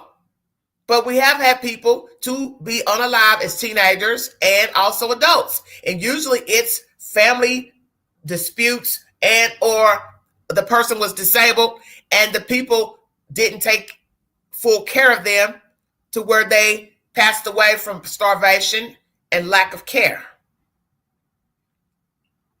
And I think these people checked out. They didn't want to take care of this boy. They knew his situation. They didn't hope for the best. They didn't want to find out if the child would ever be self-sustaining as an adult. They bowed out. We're not going to worry about if he can sustain himself. We're not going to worry about if he's going to go to college or he's going to be able to rent an apartment, hold down a job. I ain't trying to find out. I'm done. That's what I believe happened. And as I said, the father has every right to have hope because he is the father. I am not. I am an outsider looking in. But the police have not shown me anything to make me believe he was kidnapped. You don't have anything to show me he left the house, that he ran out. So that is the obvious is that the people with him did something to him. Until somebody can prove to me that he walked out that house, there's nothing left but the mother and the stepfather and any other relatives or associates that know them. And after what happened to those women out in Oklahoma, you can't tell me other people can't be involved because people are dirty. And it goes to what I keep saying about this reward. You don't know who knows what and who participated, who whispered in somebody's ear what they did. People pillow talk all the time about true crime. Yeah, I raped her. Yeah, I held her hostage. Yeah, I beat her up. Yeah, I beat her kid up. Yeah, I molested her daughter. People tell people stupid stuff all the time. You'd be surprised how ignorant people are confessing their sins about murder. And those damn folks down there, them damn hillbillies, they ride or dine with their asses. But they need to know they got to give it back too, baby. You got to give back what the devil stole. So you walking around here aiding that fat face ass Christopher, you gonna pay the piper too. Did I make myself clear? You riding that donkey ride with them, you going in the abyss with them. So you hold on, honey. You hold on to the coattail. Hold on tight. Don't let go. They know. They probably know. For all I know, they sat around having coffee and donuts talking about what they're going to do to the damn little boy. Yeah, I'm telling it. I'm pissed off. I'm sick of this shit.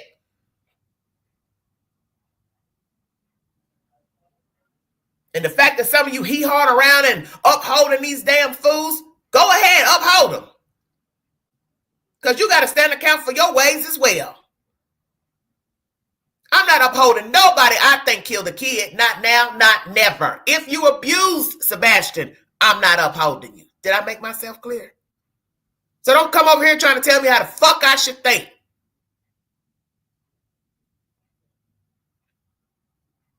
You think the way your wayward ass want to think. Because you ain't paying no lights and water and gas where the hell I live. And I ain't never going to uphold no damn abusers. You abuse a kid, I'm done with you.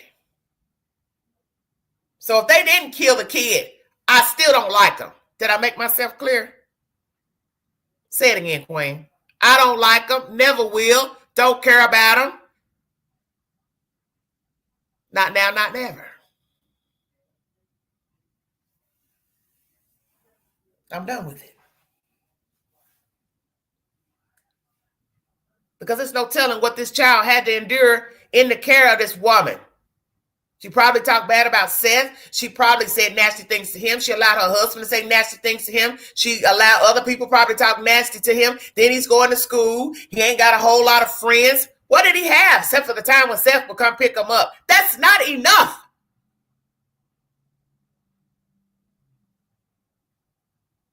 You were just content to let this boy just sit up in the house and do absolutely nothing. I didn't want him on social media. Well, damn, make sure he has some fucking friends. You didn't want to be bothered. Isn't that right, Katie? You didn't want to be bothered. You got a foul-ass husband. He don't care for that other fucking kid. He abused Nina's fucking kids. And this is who the fuck you want to be married to with your fucking child. Fuck you. Fuck both of you.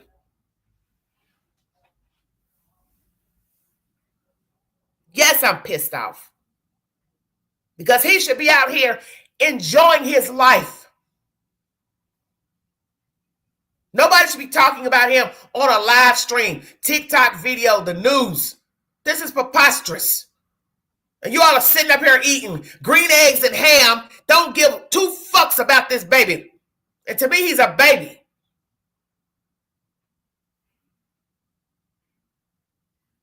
You all some dirty motherfuckers. God forgive my tongue. You all are some dirty MFs. And I pray that I live long enough to see justice for this boy. I pray I live long enough. Because this is some foul shit.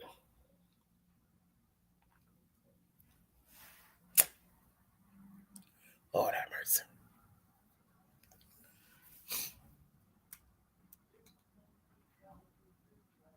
I'm going to go on the YouTube, on the Google search and see what they have new. Anybody got something new on him? I'm so damn pissed off, I don't know what to do. That's why I don't like talking about these kids. Shit pisses me off.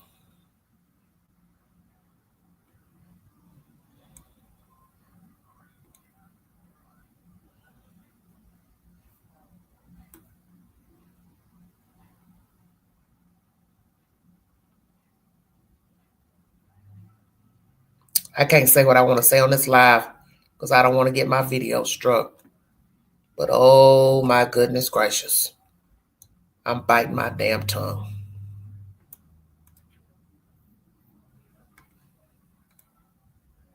I don't see anything in the search. Just 3 days ago, the tip for him. The new tip. I just don't understand this. Where are the news videos? There's nothing in the search. So maybe the news hasn't done anything yet. I'll have to come back when they have something else.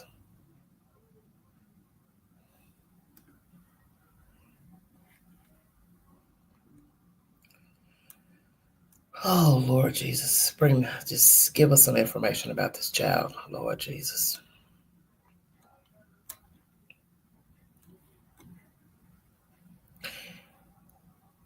Sebastian Wayne Drake Rogers, missing child, endangered. 15 years of age, male, race, white, hair, brown, eyes, brown, height, 5 feet, weight, 120 pounds. Missing from Sumner County, Tennessee, since February 26, 2024. He was last seen February 26 in the area of the Stafford Court in Hendersonville, Tennessee, wearing a black sweatshirt, black sweatpants, and glasses. Sebastian has a medical condition that may impair his ability to return safely without assistance.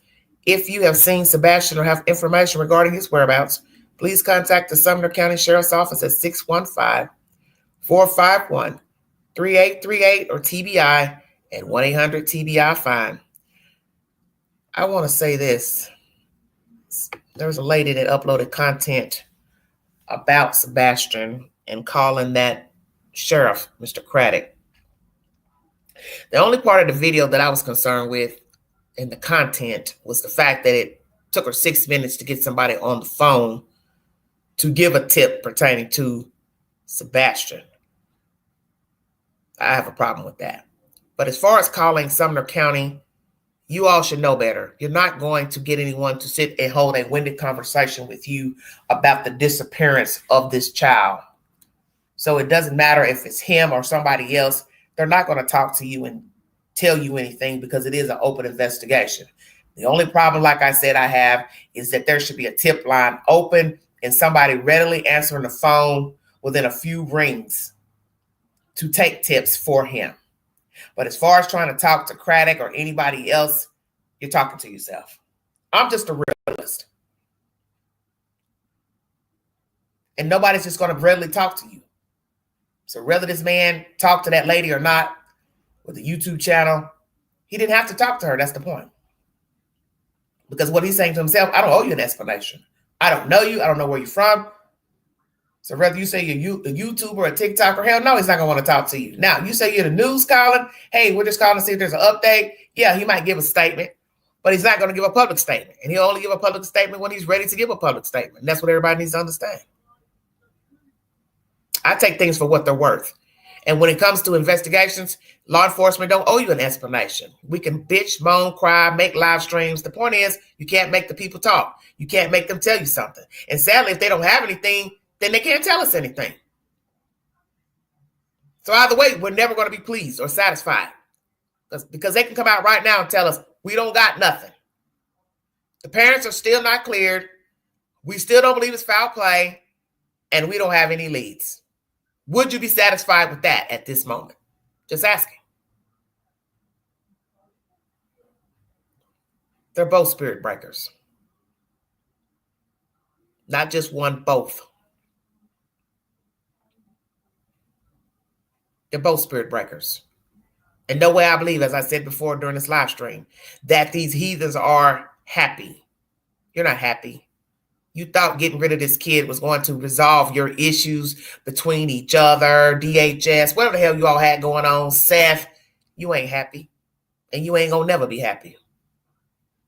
So you can fight Nina in court till you're blue in the face. You can take another YouTuber to court. You can get in the chat and change your name and get on TikTok and Facebook and change your name. You can put up all these stupid ass posts on your Facebook page, Mr. CP. You are still gutter trash, you and that woman. I said that. You're trash. You're straight trash.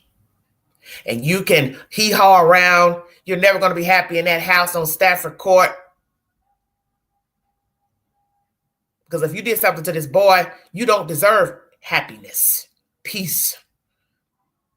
And let me tell you, so long as I have breath in me, there ain't going to never be peace in the valley.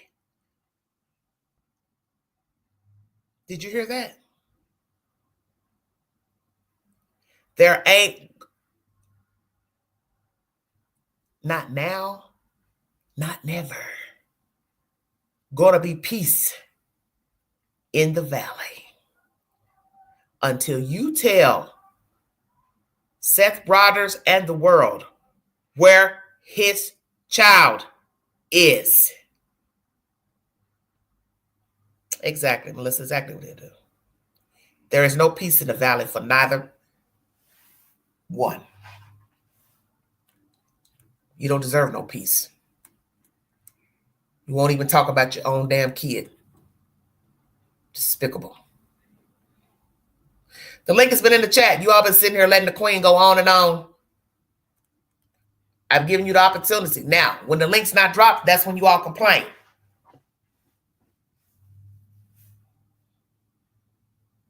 Had I gone live from the device, somebody would have came in the chat. Oh, I want to hit the link. So I've given you the opportunity to give your opinion. 132 people watching.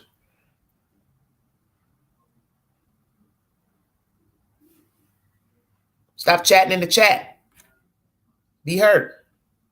Make the live This count. young man find Sebastian Rogers hopefully alive and well. Joe Lesniak, Dwayne Chapman, Dog the Bounty Hunter, thank you both for everything, and keep us updated, please, as this continues, this investigation. Well, thank you for having us on and keeping this at the forefront. It's shows like this that really help to, like you said, keep it moving forward and keep it on people's minds, because as time goes on, we as American people will lose sight of it. So thank you. You got it. All right. I'm Ted Rollins. We're going to keep digging for answers as this investigation continues. Brief intermission.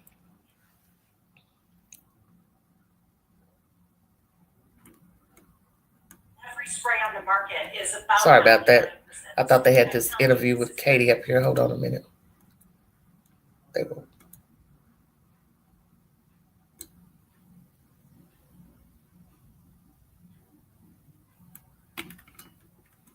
She heard a noise coming from Sebastian's room after he went to bed about 10 o'clock. And when she went to wake him up the next morning around 6 a.m., she said he was gone, which begs our next question. Was Sebastian's mom the last person to see him? Is that accurate? Did someone else see him? Was someone else there?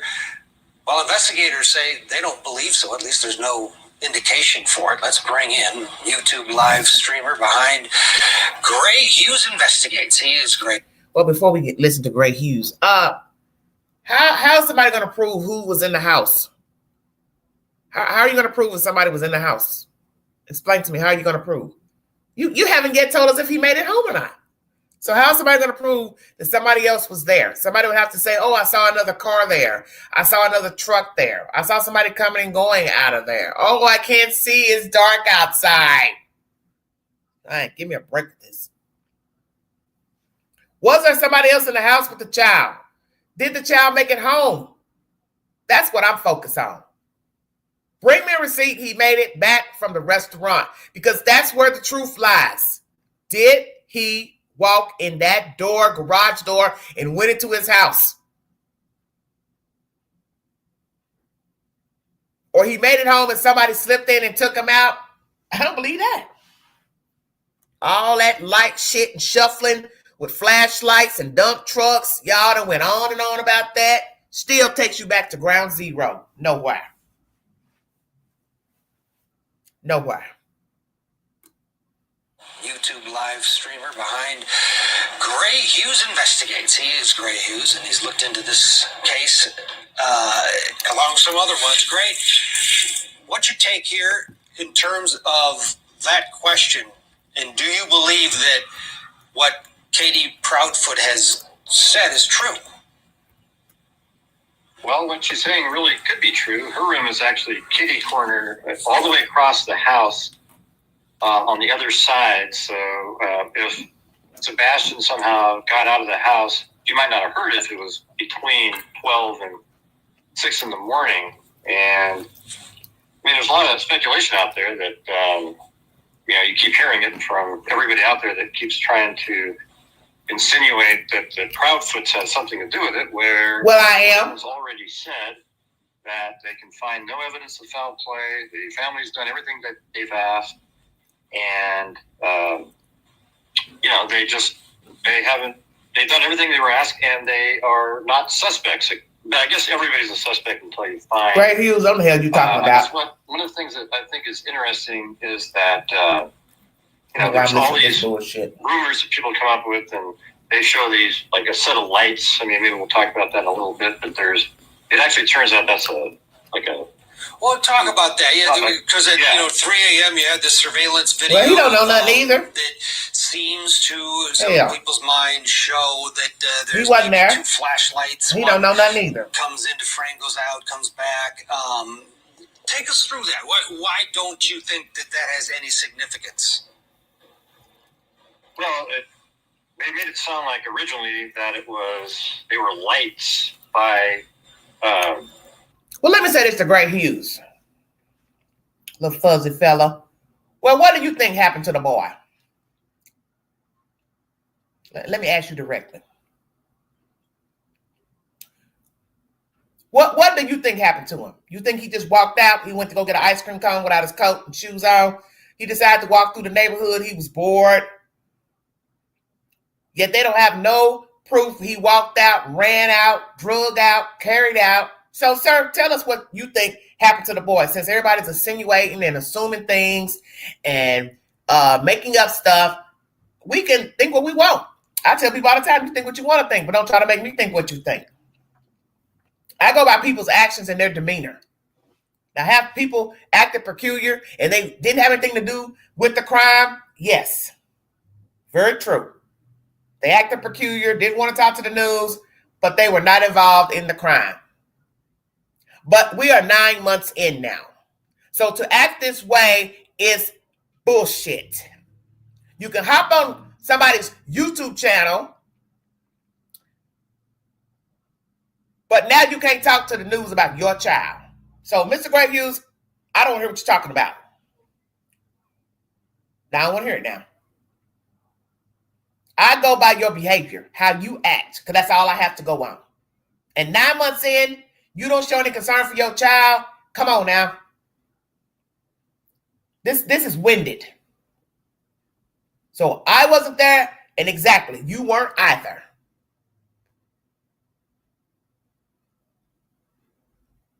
And these people act suspect. So why would I want to act suspect if I know I didn't have anything to do with the disappearance of my child? I'm going to be forthright with you. I'm going to talk to the news. I'm going to be at the schoolhouse. I'm going to be going out here rallying, getting my child's name out there, going to the radio station. Sir, do you have a child? Do you have children, sir? Hell yeah, I'm crunk now. See, this is a side of me I don't like to come out. These people, this is some ignorant ass folks out here. Sebastian himself and some other individual, but it turns out there are lights up on a road behind that little neighborhood there, and it's like a garbage truck. What he do? Well, maybe we should hit him. You know, I actually, believe it or not, Chris Proudfoot sat and explained it to me for like 40 minutes, really in detail, because they've seen the video, so they know exactly what those lights are. So this case could be one where,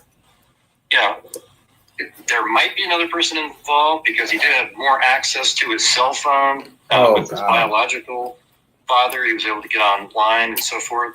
And also, how do we know it's not something like Harley Dilly? Do you remember that case at all? There was a case where this kid walked out of his house. He went missing. Everybody was looking for him. It turns out he went up on a roof inside of a chimney. And that stuff. Found him inside the wall there later. So there could be something where he snuck away and fell into something, and they just haven't found him yet.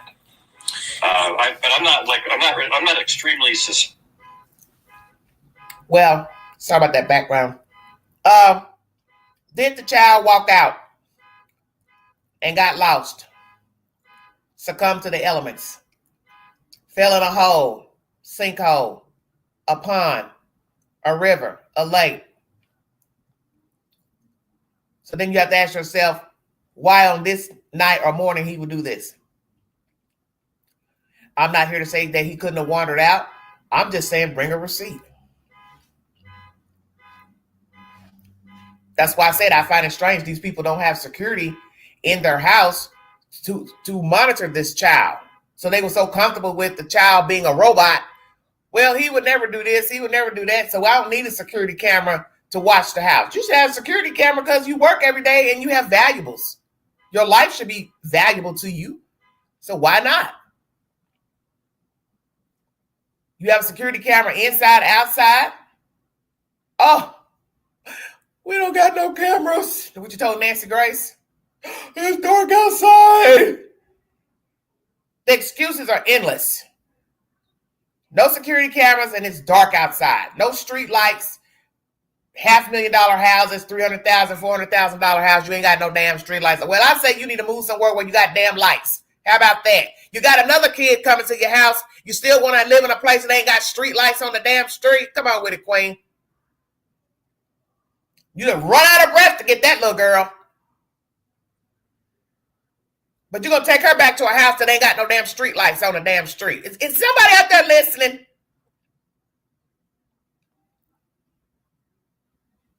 Hell, where's Betty Bullhorn when you need her? Hell yeah, I'm messy tonight.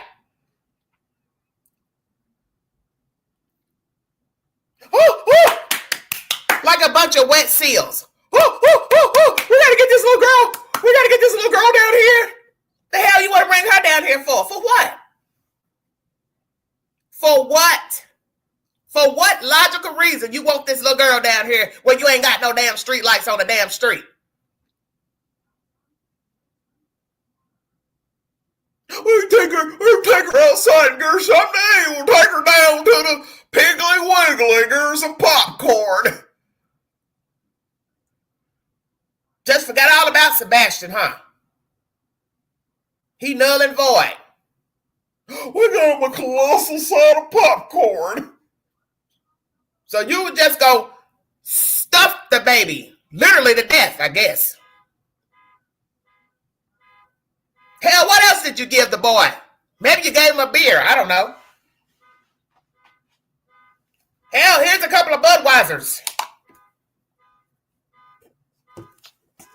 Talk to me. I'm drowning up here. Lord, will somebody turn your car alarm off already? Queen's trying to talk. No, he didn't go back. Hit the link. Make this live count. Come on, you guys. I'll end it because I'm getting frustrated up here. I'm pissed off right now. I don't like talking about Sebastian because this is ignorant to me. This is just ignorant. I don't know. Oh, everybody's got an opinion. Well, it's dark outside. We don't got street lights on our street. Well, you should call Public Works then. You're a taxpayer, aren't you? Oh, the lights don't work. But you know how to park that big boy Infinity in that damn driveway. It's so damn dark. You know how to get in there. You know how to back it out of there. You know how to park your truck in there when you come home on the weekends, Chris.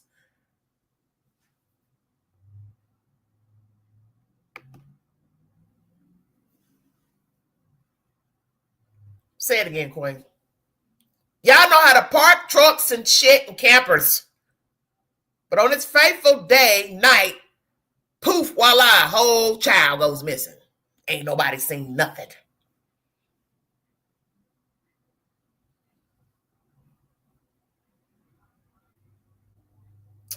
I give up. Lord, please bring an ending to this story. Just please bring an ending to the story. But I'm not extremely suspicious or anything like that of the Proudfoots, but I can't say that they don't have anything to do with it. I just haven't seen anything at all that. Well, you weren't supposed to see anything. Other than the timing issue. You don't know what you're talking about. With Chris Proudfoot, was this face to face? No, it was just a phone call. We had I had a map out, and I would send him a picture back and forth. This man is oblivious.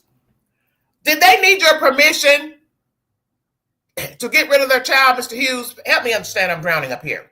Well, let me call Mr. Hughes and tell him I'm going to get rid of this kid.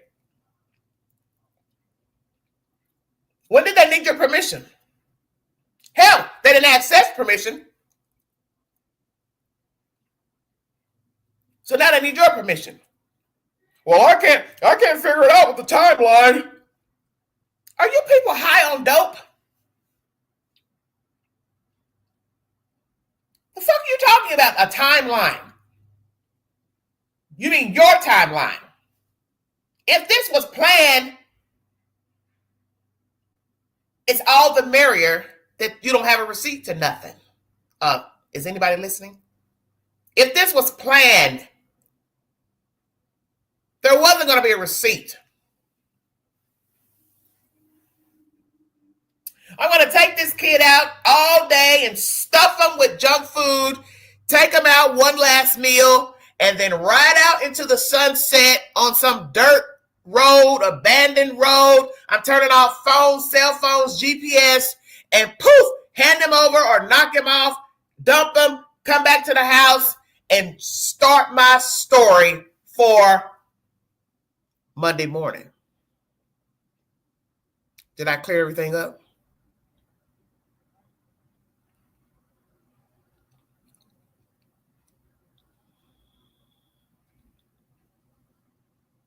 Did I clear everything up?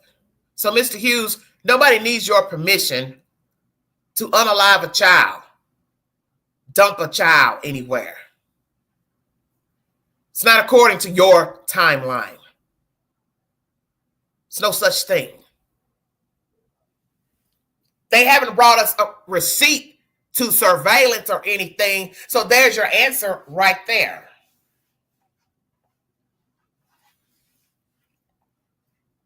They know it's dark on their street.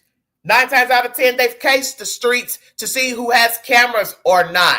They have sat out and watched to see who has cameras on their house. They've probably walked in the backyards to see who has cameras. They have cased their own neighborhood out for this very fucking event. Fuck are you talking about? The timeline. They don't need your permission. They didn't get your permission because they didn't know you. And here you come with this hee-haw shit of, well, I talked to him and so what? Nancy Grace talked to him. The news talked to him. Other YouTubers have talked to him. Na boo-boo. Who cares? The fucking point. You talk to the Proudfoots. Well, I talked to them. I can't see the timeline. You sound like a fucking idiot. You don't want none of me. Stupid comment. I can't see the timeline. It wasn't for you to see. Duh. That's why we're here. I'm not playing no more of that bullshit. I don't hear nothing else that motherfucking man got to say. This ain't making no damn sense. Excuse my language. That's the point of the story. You weren't supposed to see anything. You weren't supposed to know. That's why he's not here. So what do you want us to replay an OJ moment? If I did it. So is that what they're going to do next? They're going to write a book. If we did it. So they're going to lay out a map. Maybe you all should do this for Mr. Hughes. Make a book about if we did it. And make believe what you would have done from the steakhouse back to your house. Sweet Jesus.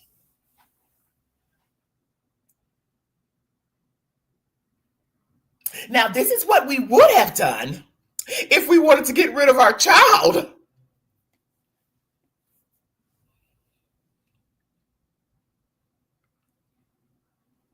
We would have taken this route right here, and then we would have crossed over to this state. Just stop the nonsense, okay?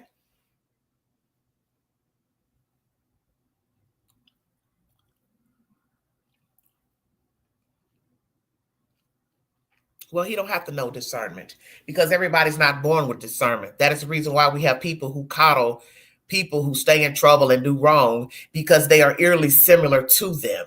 That is the very reason why we have people doing what they're doing because they learn this behavior from other people. Please pay attention.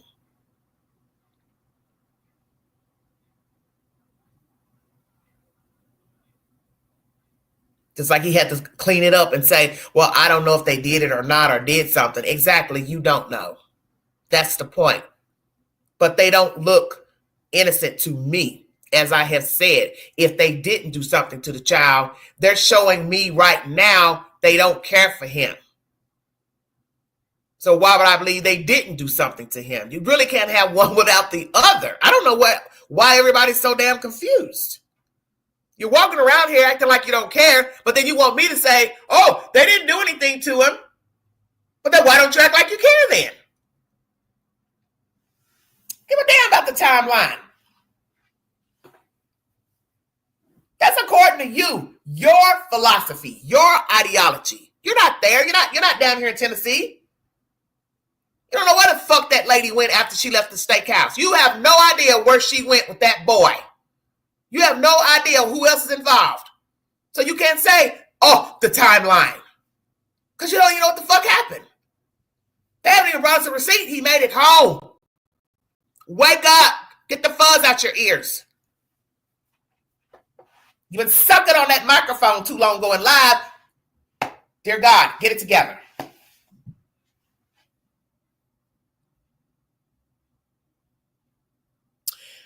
Didn't know all his shoes were accounted for. Well, I thought she knew his shoes were accounted for. So see, I don't really know what's the truth. All I'm saying is when people go missing and they're in the company of other people, all you have is the version that they have given. That's not a receipt. They're just words. You can walk out your door right now and go to somebody's house and walk out their door and get missing, and anybody can say whatever the hell they want about what you were doing when you were there and how you were acting and what you had on. That does not mean it's the truth. It's a version. Oh yeah, they had on a red jogging suit and white tennis shoes and a red hat. Well, we're going to have to see something to show that's what they had on that day. We got to see them going in. We got to see them coming out. So we see them walking in with the red suit on, but we don't see them coming out. And yet somebody will come along and argue, well, I don't think they did anything to them. Well, where the hell you think they went then? Through the chimney?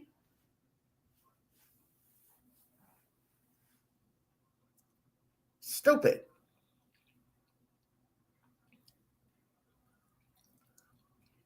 His father said he had 3 pairs of shoes and all his shoes were sitting by the front door.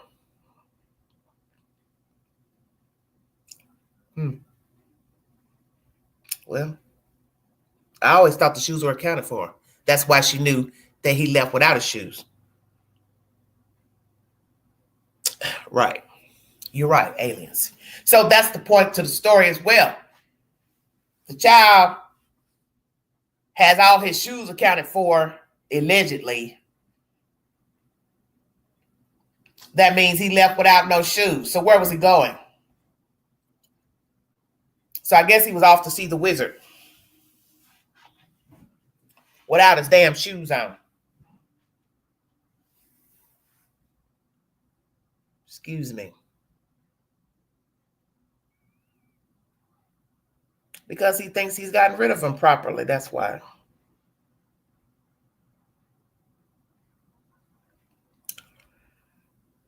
Had slippers he would wear to take out the trash. Well, let's ask Katie. Katie, you still have the slippers? His house shoes? I don't know. I don't believe nothing to come out their mouths. So the outfit he had on. You have to ask Seth about that. Did Seth see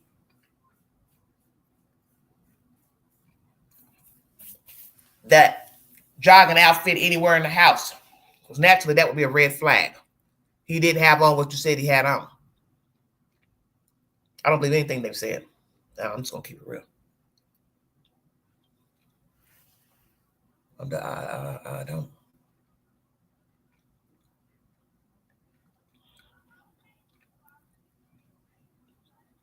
Yes, he's the only one putting forward effort. Well, what's the old saying, Cupcake? I don't have to look for something that I intended to get lost in the first place. Checkmate.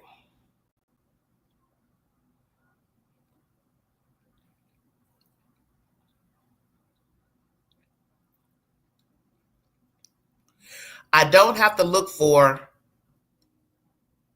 something I wanted gone in the first place. Kind of like when you throw things in a garbage can. Most of you throw things away. You have no intention of going back into the garbage to retrieve it. Unless you changed your mind. And I'm just going to say that if you unalive a person and you discard them in the trash or wherever, what purpose would you have to go back to retrieve a dead body? You wouldn't.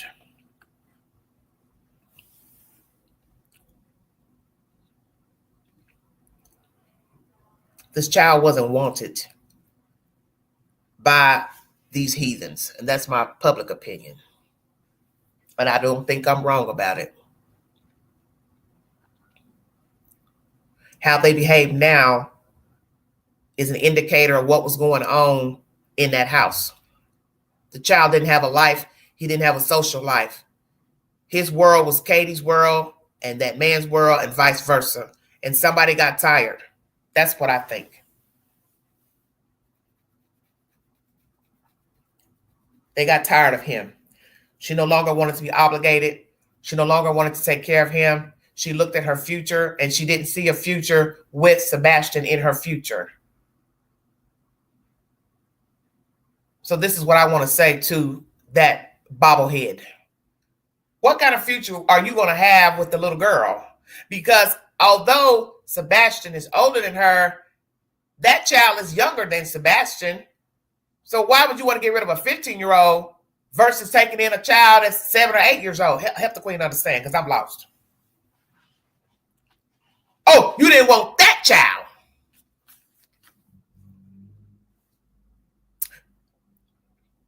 What's the difference? A child's a child.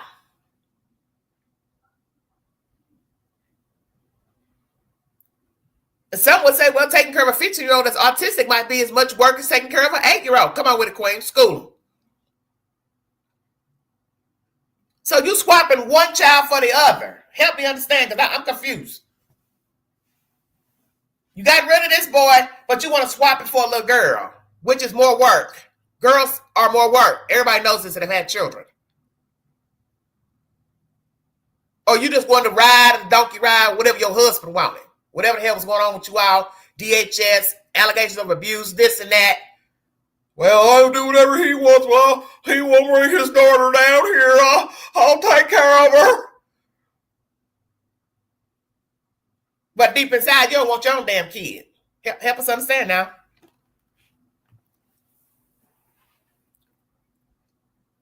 What's that little girl named? Faith? Perfect name.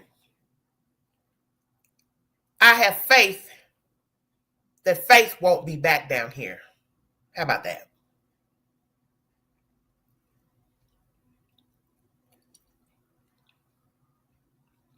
I have faith that Faith won't be back down here again. God, please make it happen. They do not deserve custody or visitation of a rock. Did I make that clear? A damn rock. A goldfish. Nothing. And definitely don't need to have dogs or cats. You don't deserve nothing. Anything, rather.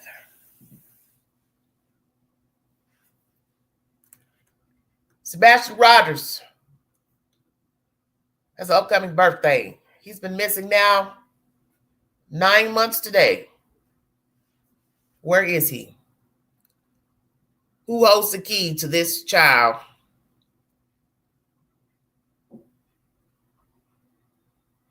Dog the Bounty Hunter has joined forces with Seth Rogers to help aid in the search for this boy. They had a tip to a hotel in Goodlettsville, Tennessee. That was a false lead. That was not the child. Don't know where the tip came from. Don't know if the person called 911 first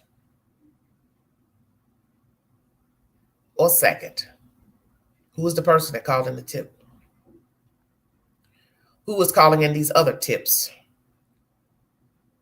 What leads does Mr. Dog have at this current moment?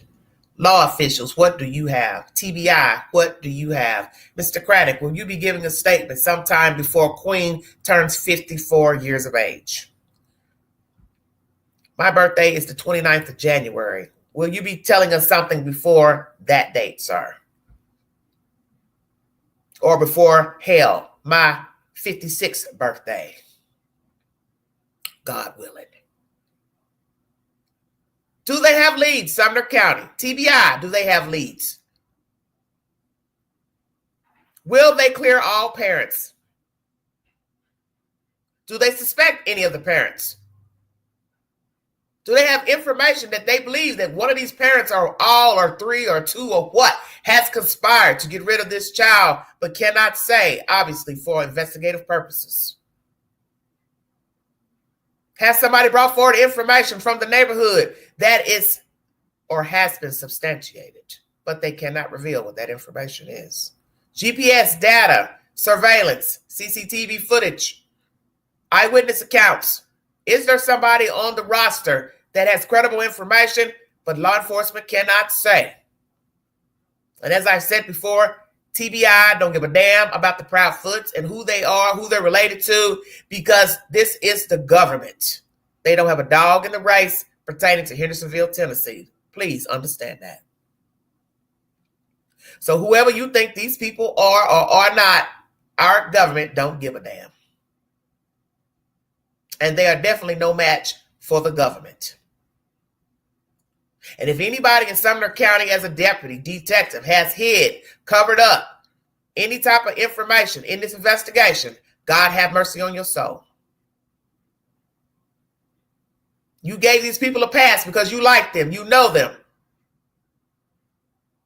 You got to stand account to that to God. And God forbid, law officials down the road.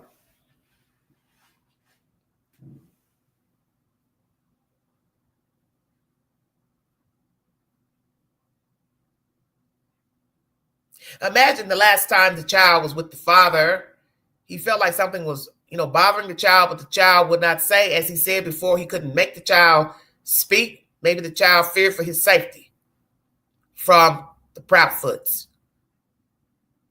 Possibly he's been down this road with them, being mistreated, and he didn't want to say anything to rock the boat. But how terrible that must have been to fear for your safety. You're miserable as hell, and you've got to go back into the dungeon with two creepy crawlies.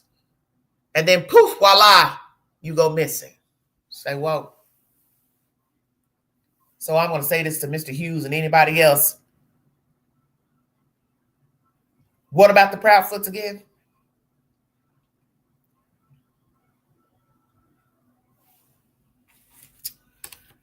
I'm 2 hours and 32 minutes into this live stream. Putting this down one more time, and then I'm checking out of here. Because I have to watch some home decor to clear my mind.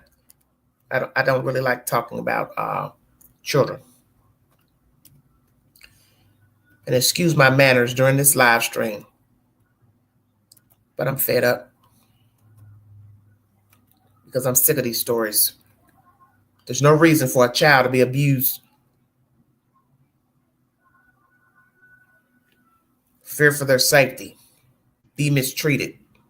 Hand the baton over to somebody else. That's all you have to do.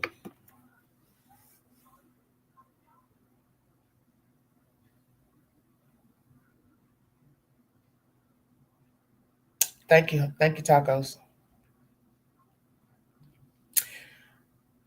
If you have something to say pertaining to this content and the disappearance of Sebastian Rogers 9 months later, please hit the link.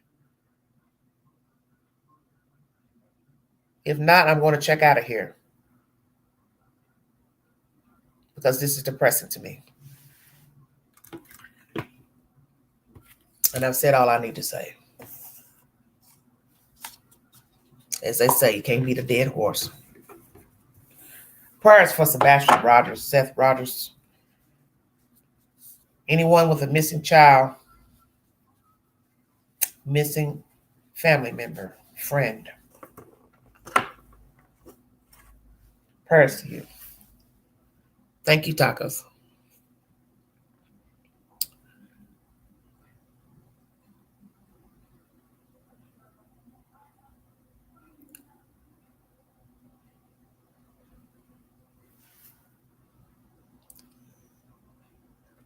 Well, while we wait for a victim, I'll go to my community page and read the questions for those who did not hear the results of the polls.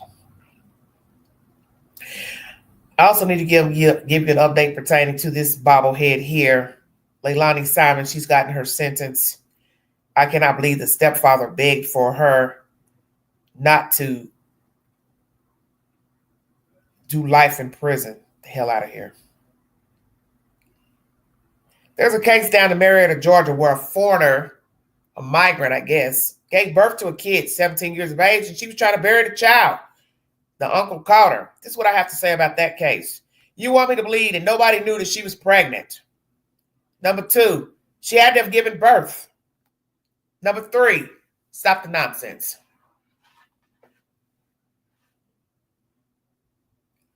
No way I believe you didn't know she was pregnant, and no way you didn't hear her give birth in that damn house. So while this cop is trying to talk eloquently during this live stream, those people knew that she was pregnant. Please check out that video on my channel. 11 Alive is the source. Deceased newborn found at residence. Also, a young lady was stabbed at her job, I believe in Minnesota, somewhere up there in Minneapolis. Don't know who the person is that stabbed her, a guy. It's crazy nonsense. I'm drowning. Susan Lawrence has been sentenced to 25 years in prison for the murder of her black female neighbor down in Florida. Lau Menendez is now separated from his wife. The wife has posted this to Facebook. Their hearing will take place the end of January of 2025. Will they get free?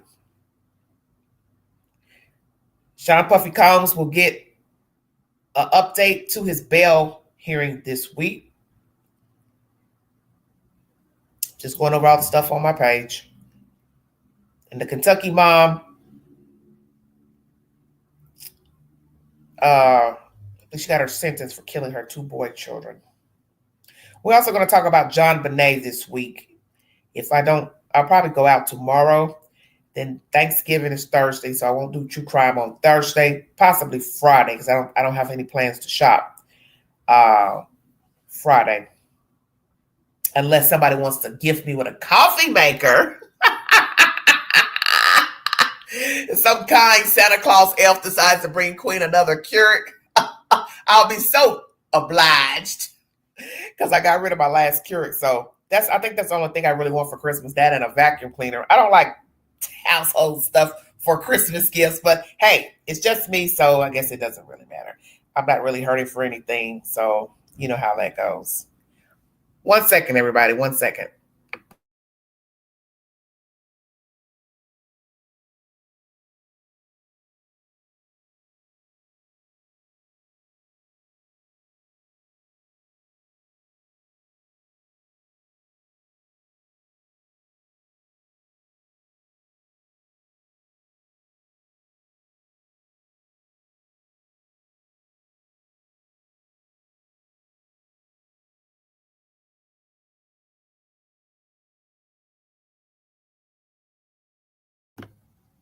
Okay, I'm back. These robocalls are making me sick. Just keep calling and calling and calling.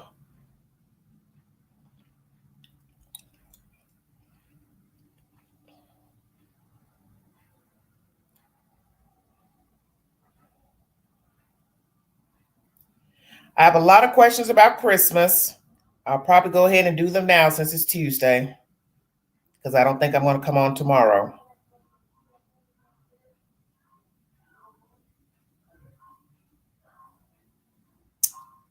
Break this live up.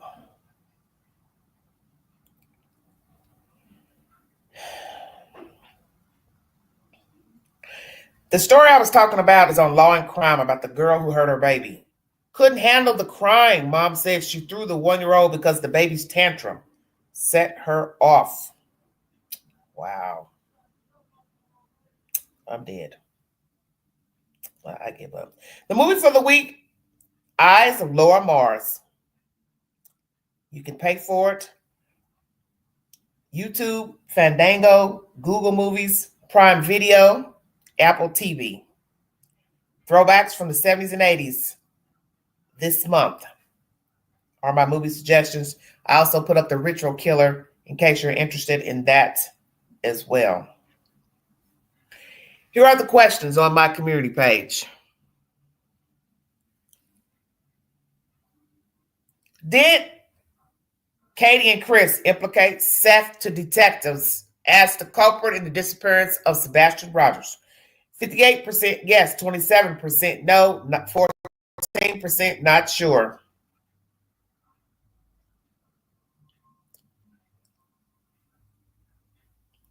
Hmm. 58% of you said yes. Wow, wow, wow. 27 of you said no, 27%.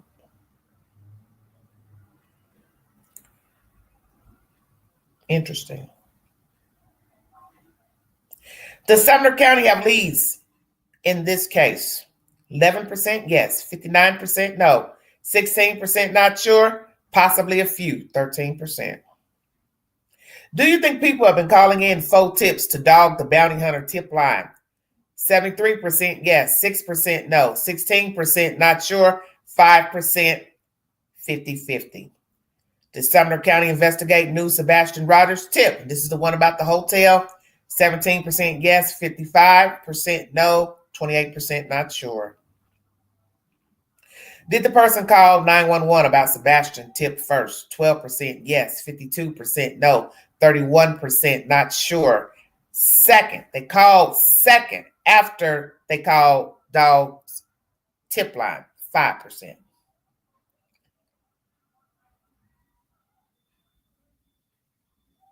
The reward is now at $200,000.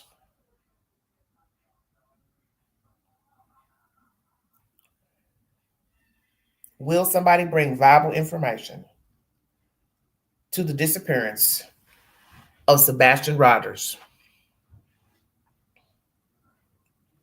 I don't know. And for those of you who do not know, that any child that enters into the Department of Human Services here in Tennessee may be placed out of state.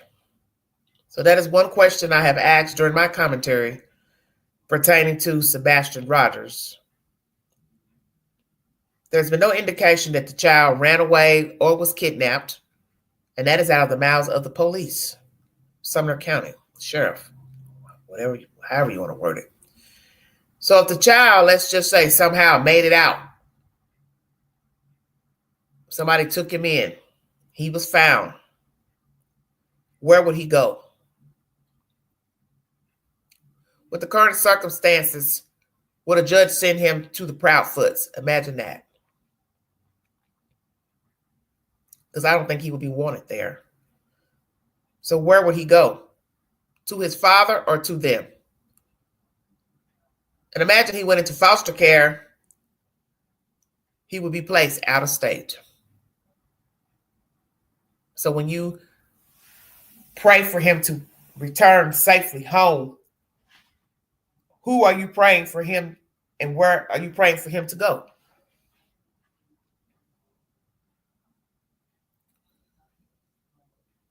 That's why I always tell you to think about what you ask for. Naturally, want the child alive. So if he's alive and he's found, where would he go? Because the understanding is that really he could not live with the Proudfoots with alleged allegations of abuse and issues with faith. I don't know what's the validity to all of that, but just saying there's truth to that. Imagine him going back there. Because I don't think a lot of you think about that. That's why the old saying is, be careful what you wish for.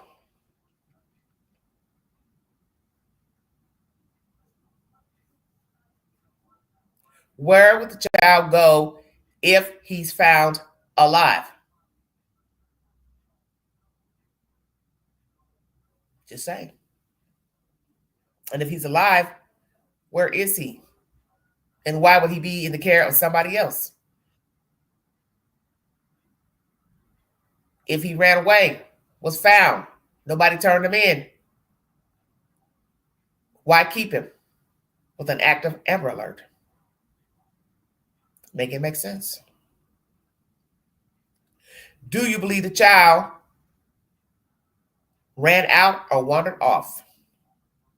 I'll put that on the community page after this live stream since we're now 9 months in to his disappearance today, I'll ask that question again.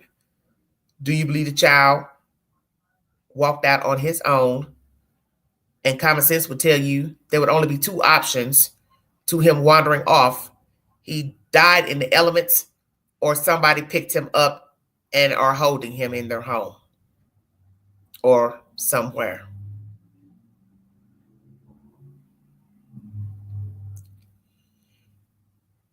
I won't doubt that those two said some nasty things about Seth to law enforcement, probably hyped up the situation at the house, whatever was going on with Seth and them and the kid. I don't know if Sumner County did not do due diligence by searching all properties thoroughly, cars, if they believe whatever these people told them about Seth. But I won't doubt they've said some negative things about Seth, maybe made it appear that he could have taken the child or lured the child out. But data would have proven that by now. Because as I have said to you,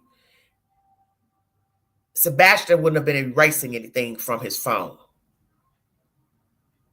The other people would have, but he wouldn't have. Because that would have been the last thing on his mind, is to erase messages from his phone. Unless somebody said, hey, erase these messages. But the point is, if they took a dive into his phone thoroughly, which I hope they have, they would have seen any type of correspondence between the child and an outsider, his father, a relative. So that's why I don't believe he was lured out by Venezuelan gang members, a neighbor, a schoolmate, a pedophile. You would have some information on that by now. They would have information on that by now. And they would gladly have released that to the public. We do see that he was corresponding with someone. We have tracked the phone, the IP address, all of that. That is what the TBI is for. That is what Quantico is for. They are trained in that specifically.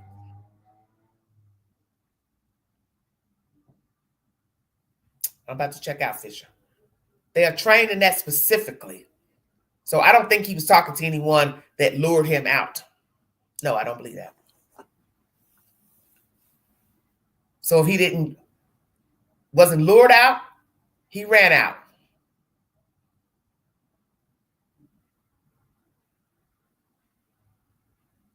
And I don't think he ran out either.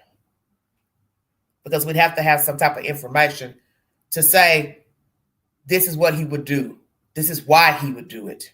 Is he prone to doing this? So you have to have some type of receipt that he's done this before. And it's not to say he couldn't have done it that one time.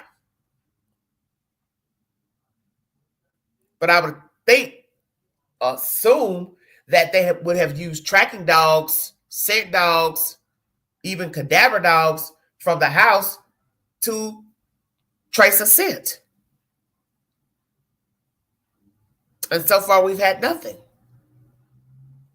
that's verifiable. So now that goes back to your other option, that he was removed by human beings, either from the house that night or he never made it home in the care of his mother. That's my content. And her husband. If you'd like to donate to this great network, $ began to 129 Cash App. Stickers and chats are always welcome during the live stream. Thank you for your time. I may come back on a little later tonight and we will discuss the holiday season, what you all plan to buy for Christmas. Are you going to shop on Black Friday? How is your mental state this holiday season? Are you looking forward to Thanksgiving and Christmas? Will you be shopping? Who are you shopping for? Do you expect gifts? Do you buy a lot of gifts? Do you spend a lot of money? That's later tonight. Thank you all so much for the love. Prayers to Seth Rogers. Praying for justice for your boy child. Praying for answers. Praying for all missing children and adults. If you see something, say something. Be a part of the solution, not the problem. Mind the children. And my message to the Proudfoots, this is coming from the Queen directly. God don't like ugly. And all eyes are on you. And they're going to stay on you until you tell us the truth about what the hell happened to this boy child. And no matter what you do and don't do, God knows all, and he holds the key to this story. And you know that.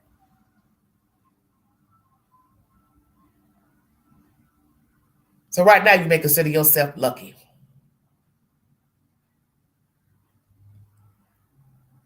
But I know God got it. God got it. And you better pray like hell that you don't have any involvement. Because what is done in the dark will surely come to light. Thank you for your time. You've been listening to the Vault Excel.